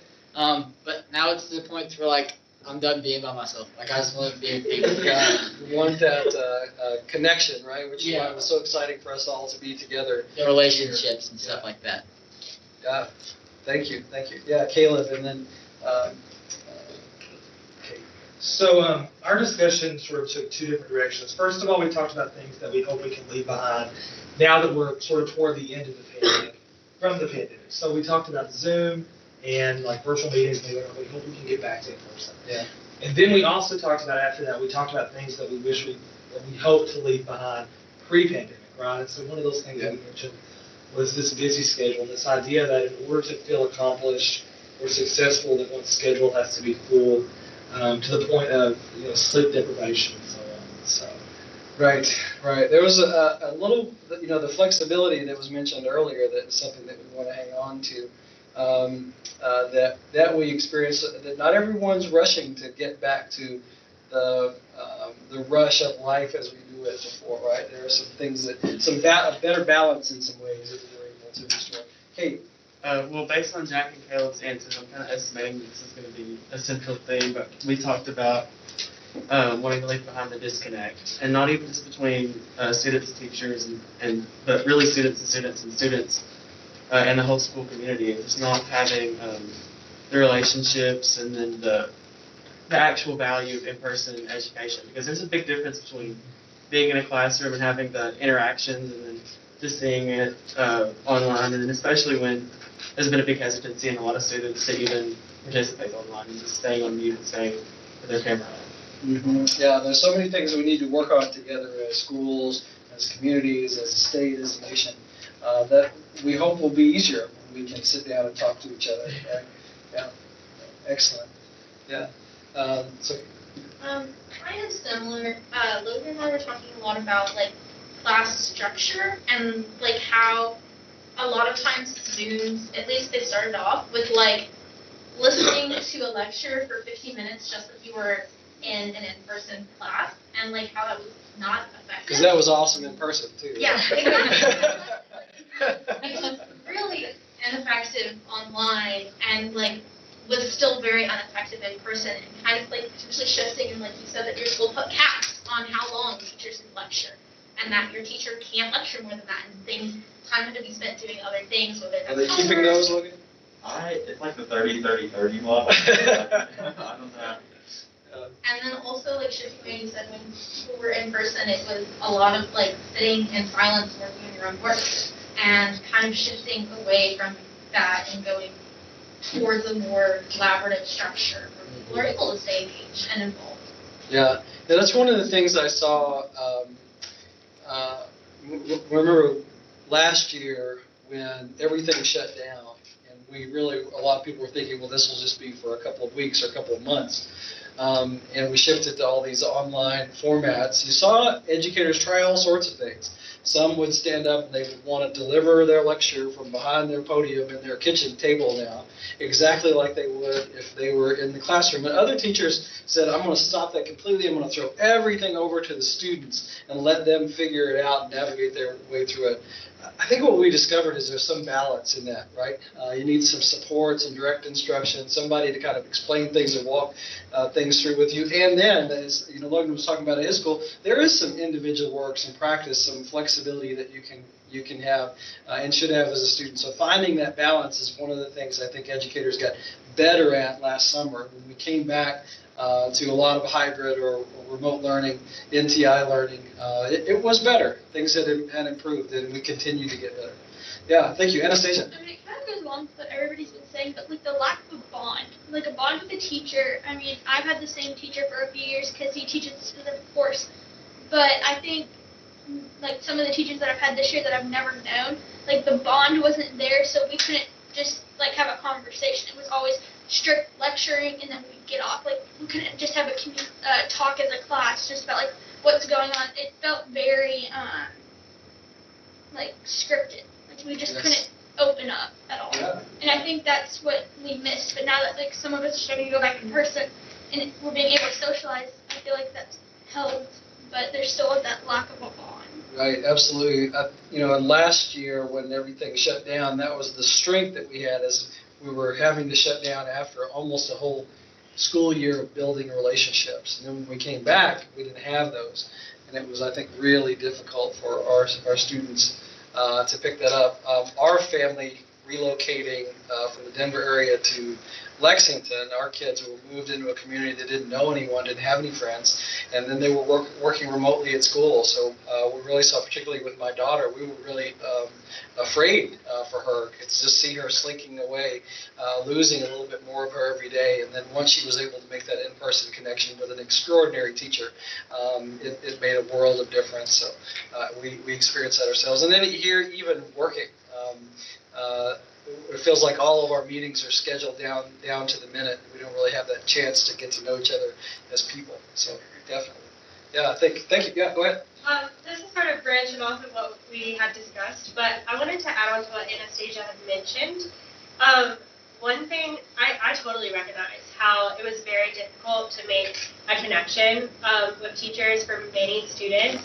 And I personally found that I had to take the time to be able to like stay after our meeting and ask questions and build some sense of connection with my teachers, to feel connected to what I was doing, to the work that I was required to complete. And so this is less of a hospice, but more of something to amplify. I think it was really helpful in some cases where my teachers would start putting us into breakout rooms, and we have more frequent individual conferences, and they just ask us how we're doing, and we could talk about our academic life, our in-person life, but no matter what, that was an opportunity for us, and it happened probably more often, and it was sort of more, I guess, comforting and confidential than being in person and a teacher like walking to your desk. So I think that's definitely something that was a positive out of video conferencing.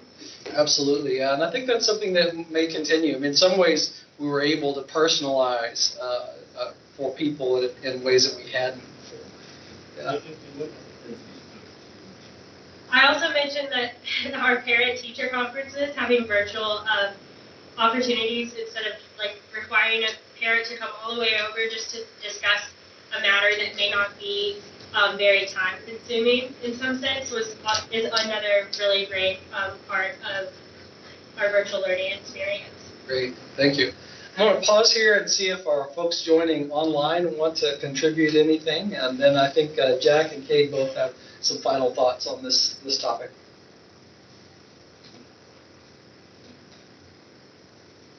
Okay, hearing none from our folks online. Jack, what are your summative thoughts? So another thing I was thinking about, like, I think Anastasia said something like this, like the bond.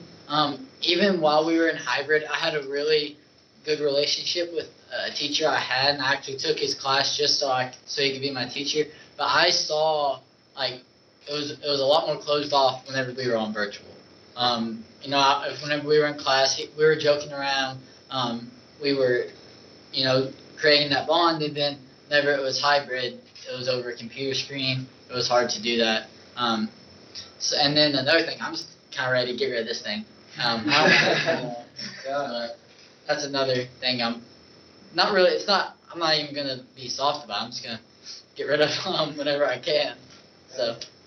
Thank you. Excellent. And Kate, last word. So really, the point that comes to mind right now is also more of an amplified. But I think something that was really helpful was the intentional creation of intimate spaces. So when you broke out into breakout rooms, I feel like it was much more personal. I mean, relatively personal because it's online, but it was so much more personal than being in a big group. And I think that throughout this experience where we've been so disconnected, having the little opportunity to actually take a break and stay with a smaller group, but actually get to know them was really, really helpful. And I like that. And I think even in person, making sure we take time to kind of branch off and not always do the big lecture, but take some time to get to know a smaller group of people more intimately is helpful. Excellent. So I see some nods from some of our students joining online. Anything that anyone online would add just in response to that? We did A and B days. So on Monday and Tuesday, some of us would come in, and on Thursday and Friday, it would be a different group. So our class size was like in half. And I connected with a lot of the people in there that I never would have talked to normally and never would have had the chance to get close with. And it was really good. All right, so for your last one, and we'll shorten this one and just give you a minute to think about it, because I know I'm running up on our last item, which is staying connected is super important.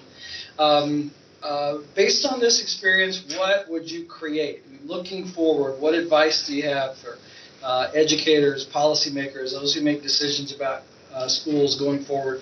What is it we need to build from this point forward? So take about a minute and talk about that. What should we create? Let's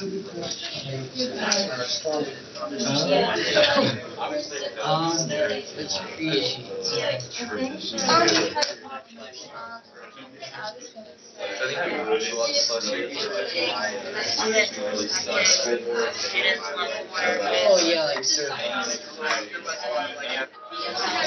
Oh yeah, that was kind of put together the math, so the students get the material, but it's not in the back giving like so that's one easier way.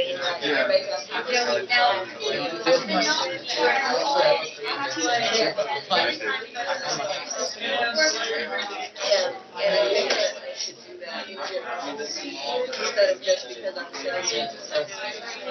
saying like that's how it usually is. Like we would go to my shit. Like people will be talking about earlier. One thing to learn and one thing to check out people. I think because this really brought that out now. About 15 more seconds.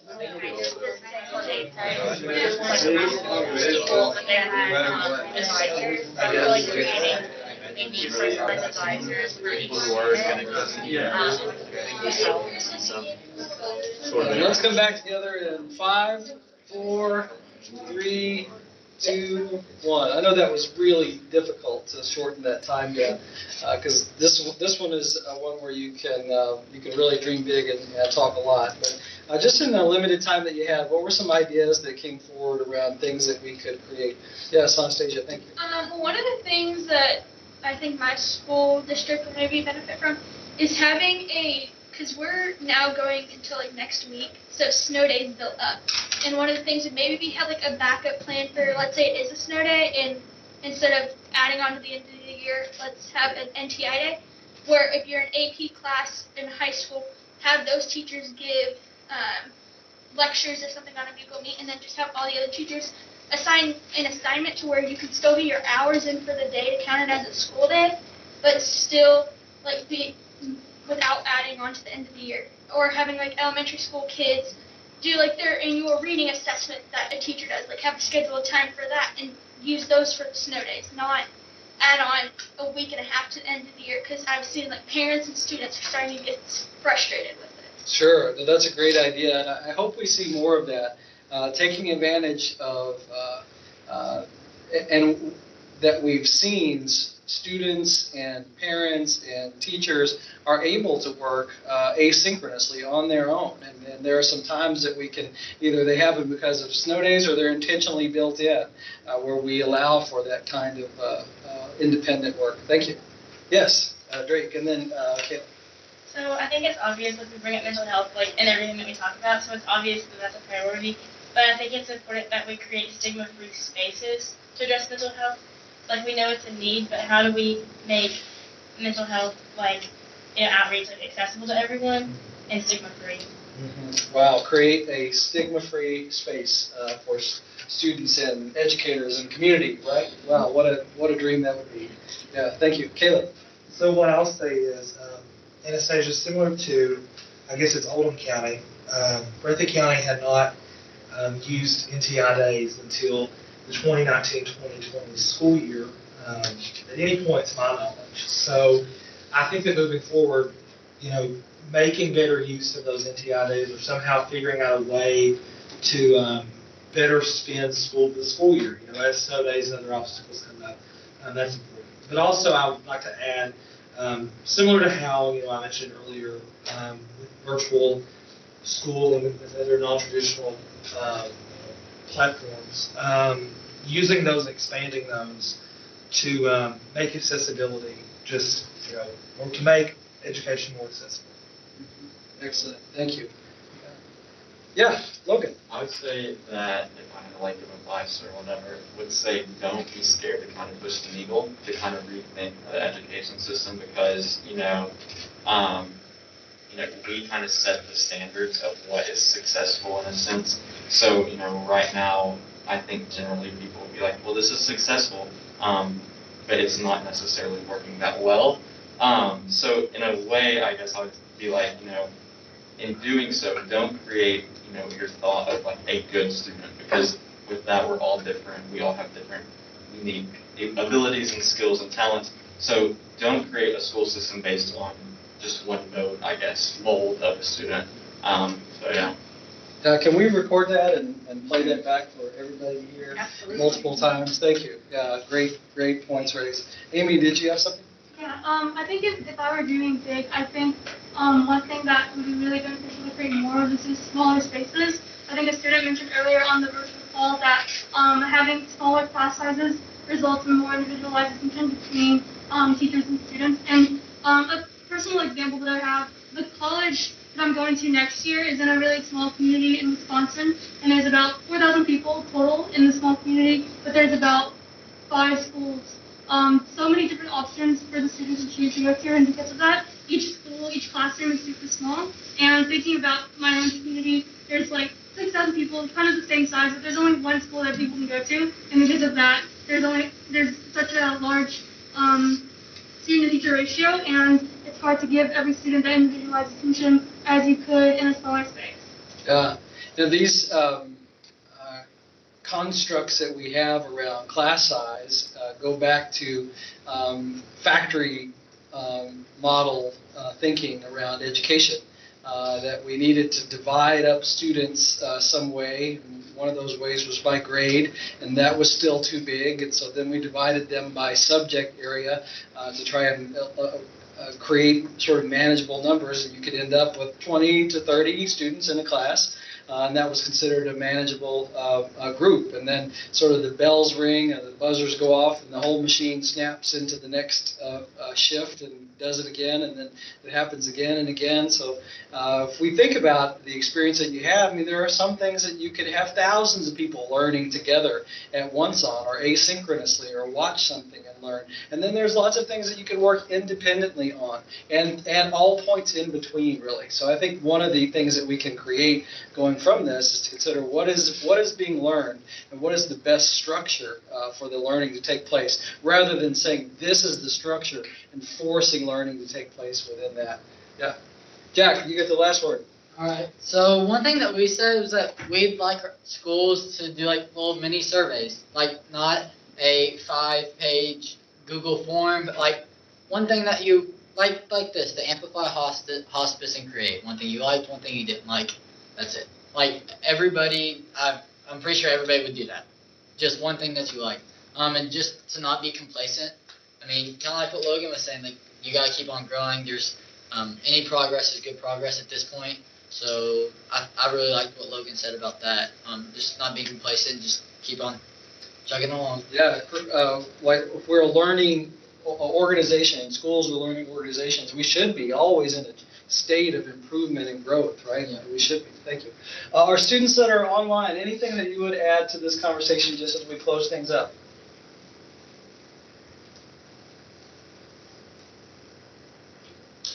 Okay, hearing none, thank you very much. Students, thank you. It's been a delightful day with you. I have another meeting that I'll have to skip along to. Speaking of being scheduled back to back to back, that's my life for the rest of the afternoon. It really has been wonderful getting the chance to see all of you in person and to meet you. And please hear from me how grateful we are for all of the support that you've given the department, given the staff, given me, and what a tremendous asset you are to the Commonwealth. Just the feedback that you provide has been so useful for us and will continue to be useful going forward. And now Tony's going to talk about all of you how we will stay connected, particularly those seniors that are graduating and going on to great things. We want to make sure that we stay connected with you. and that over time we really develop sort of an alumni group of people who have been part of this group. And I know that all of you are going to go out and do extraordinary things, but think 10, 15, 20 years from now, if we were able to keep track of each other, what an extraordinary group of people that we will have had, that will be advocates for education in the state. So thanks, everybody. I'll turn things over to Tony to close us out. Great. Well, thank you. So that's kind of the last item on the agenda, is talking about our next steps and staying connected. And so I just wanted to kind of open the floor. We do have a lot of seniors that I promised myself I'm not going to cry, because I am so incredibly proud of all of you all. You all have done, as a collective group, some incredible things this year. And I know it was not easy. And again, I said I was not going to cry, but I'm so proud of all of you. And I'm really excited about the new kids that are joining, new young adults who are joining, because I know that you all are going to do great things as well.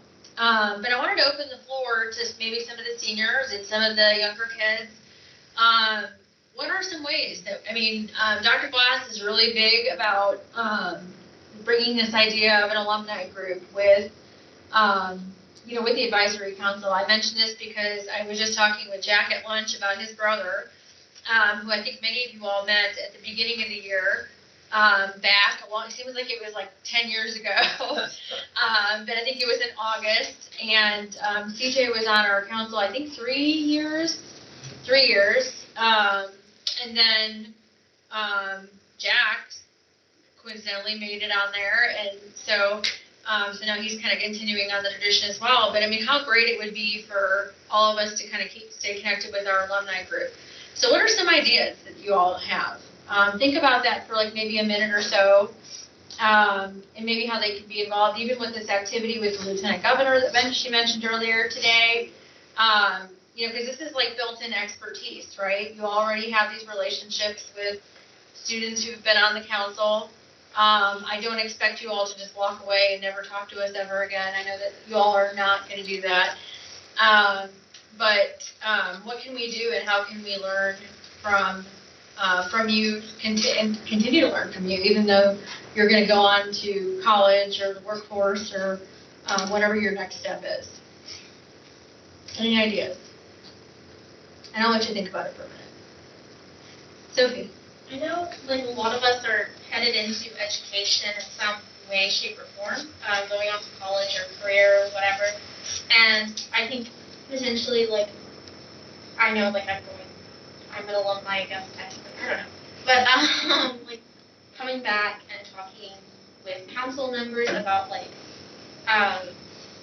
either, helping with, life transition as well as, other people want to pursue education, or, talking about what we're learning and how we see issues in the Commonwealth or something like that, or I guess kind of guidance or something along the lines of that, I see as being really beneficial, because I know I would have loved to have other people who are in college and are interested in this stuff talking to me about how they got involved with different groups and how you can get involved with things, what programs exist to give you support and help to pursue whatever it is you want to do. Anna? For me personally, I was already planning on helping Anastasia with her podcast and writing newspaper articles, but I think just keeping us, informed about the project that you guys are thinking about doing, and I've already organized, and I would love to help in any way I can and talk to people, like Sophie said. But just keep us involved and in the loop of what's going on. Awesome. Caleb. So I do really like the idea that Sophie has when it comes to almost like a mentorship program. Sort of like working with incoming members and on down the line as the years progress. And I'm with Anna too. I think it'll be great for us to stay in the loop, to continue to learn about projects as they develop, and hopefully to have some opportunities to continue in one way or another working with the advisory council to promote and to expand. So you guys will, go ahead. I was going to say, before I move on and forget my line of comment here. You all will continue to get the press releases. We're not taking you out of our student advisory, so that's just going to continue to grow. However, I am going to need, if we were using your student email addresses with your districts, those are going to eventually cease. So I need to make sure I get your personal email addresses. So before you leave today, if you can just put them on a sheet of paper or a notebook paper and maybe pass that along for my seniors or my graduates, I should say, because I think it's about, I think my son's cut off and he was in Jefferson County. I think it was about mid-June. I mean, they cut those off pretty quick. So, and I'll just start getting bounce backs on those. And so I want to make sure that we're able to, I mean, not that I don't know how to get in touch with you otherwise, but I won't know when those will be cut off. Anyways, go ahead, Jack. I was thinking, like, I wouldn't need one because I actually do have a big brother, but a big brother, big sister program we could do with, like, with this and alumni. You know, if incoming council members, they get someone that just graduated, so, you know, it's kind of fresh on everybody's mind. I feel like that would be really beneficial. Because, like, I feel like what alumni, what me and my brother kind of talked about, he gives me some ideas. He's like, hey, I remember this is a big thing I like, you know. I was really passionate about this. If you want to find something that you're passionate about, and, like, he kind of walked me through some stuff and helped me find something that I wanted to change and that I honestly wouldn't have done on my own. So I feel like that would be really beneficial. Anastasia? Well, I had two things. First, if you guys are graduating seniors, please come back and work on the project. This isn't just for someone who's currently on the council. You guys can come back and work with it. And secondly, I kind of like Jack's idea, but except for like just doing alumni, maybe doing like an alumni and a returning member. That way, like, you have someone currently on the council, like, if you might not feel comfortable maybe sharing your idea, like, you could talk to them and maybe have them talk about it, and then have the alumni there, because they're probably going to be there a little bit longer than the returning person has been, and they can kind of, like, give us feedback on, like, how we're doing, but we can also just talk to them and, like, build a small community within. I think that would be very beneficial. Logan? Similar to them, we didn't necessarily for like each new officers, we did like the bigs and those kind of things. So if you're like the vice president membership, the next one is like your big. So you text throughout the year and stuff. But another idea, and this is obviously we're all busy people, or we probably wouldn't be here, and it would take more work, but it's kind of like a student advisory council network newsletter type thing. So it could be monthly or every 2 months or something. But that we work on collectively. And then send it out to the whole kind of network to kind of stay in touch with all of the projects that you're working on, but also maybe do like some member spotlights and stuff to get to know who's on the council and stuff. I like that, even with the alumni, to keep track of, maybe it's something that, because I think the alumni would also like to know, like, what's cooking with the advisory council or things like that. So those are all great ideas. Caleb, go ahead. I just have one question for you. It's just a quick question. Will we alumni remain in the group me? Yeah, you guys can stay in the group me. That's fine. I got to add the new ones to the group me app because I know a lot of. I learned. I can't remember who initially. I don't know if it was Solela or somebody told me last year to add the group me, and that was definitely a lifesaver. To I should have listened to my teenager about a year before then, but you all definitely helped me on that one. So. But yeah, no, it's a great way to do just quick questions and stuff like that. So, and a great way for you all to do some of the sub-council work, things like that as well. So, all right. Well, Amy, go ahead. As we're shifting to more in-person activities, I think further down the line it might be possible to have some kind of reunion where some of us come back and meet the members. I would love a reunion. We'll have Dr. Glass cook out in front of Sourdough. See what happens when he leaves the room. So, yeah, no, I think that would be great. We actually do have a cafe here, but I still think a cookout in the front would be kind of fun. So, no, I love that idea. I think that would be great. And, the council has expanded a lot. I mean, even from the last 2 years, I think Jack could probably tell you from his brother, we used to meet in the commissioner's room, the conference room, and it was kind of cramped in there. And I think this is going to be our new home in this room, and try to find more tables so that we can all sit, even when we get past the pandemic, and that we can, because I think it is nice to have space to space out and have little breakouts and stuff like that. And I'm not sure when our next in-person one will be, but it'll be exciting to see all of our new members as well. Do any of our new members have ideas? I know you all are coming in and you might be a little nervous, but I promise you about half of this council was new and in your spot last year. And they were all kind of quiet at first too, and I'm telling you, they've all done an amazing job. Do you guys have anything to add? Hats off to you all for hanging in there for like 5 hours. That's awesome. I did not think that was going to happen, so thank you all. All right, well, I think we're not going to have a meeting in July, but I will do some check-ins on some project work because of this stuff with the Lieutenant Governor's, the mental health forums. If we do need to have a meeting in July, I will let you all know when it is, but it will be virtual. It will not be in person. Is Raphael here? Okay, as soon as we conclude the meeting, I just want to make sure that you all have all the stuff associated with your travel taken care of. And with that, we'll conclude. Thank you all.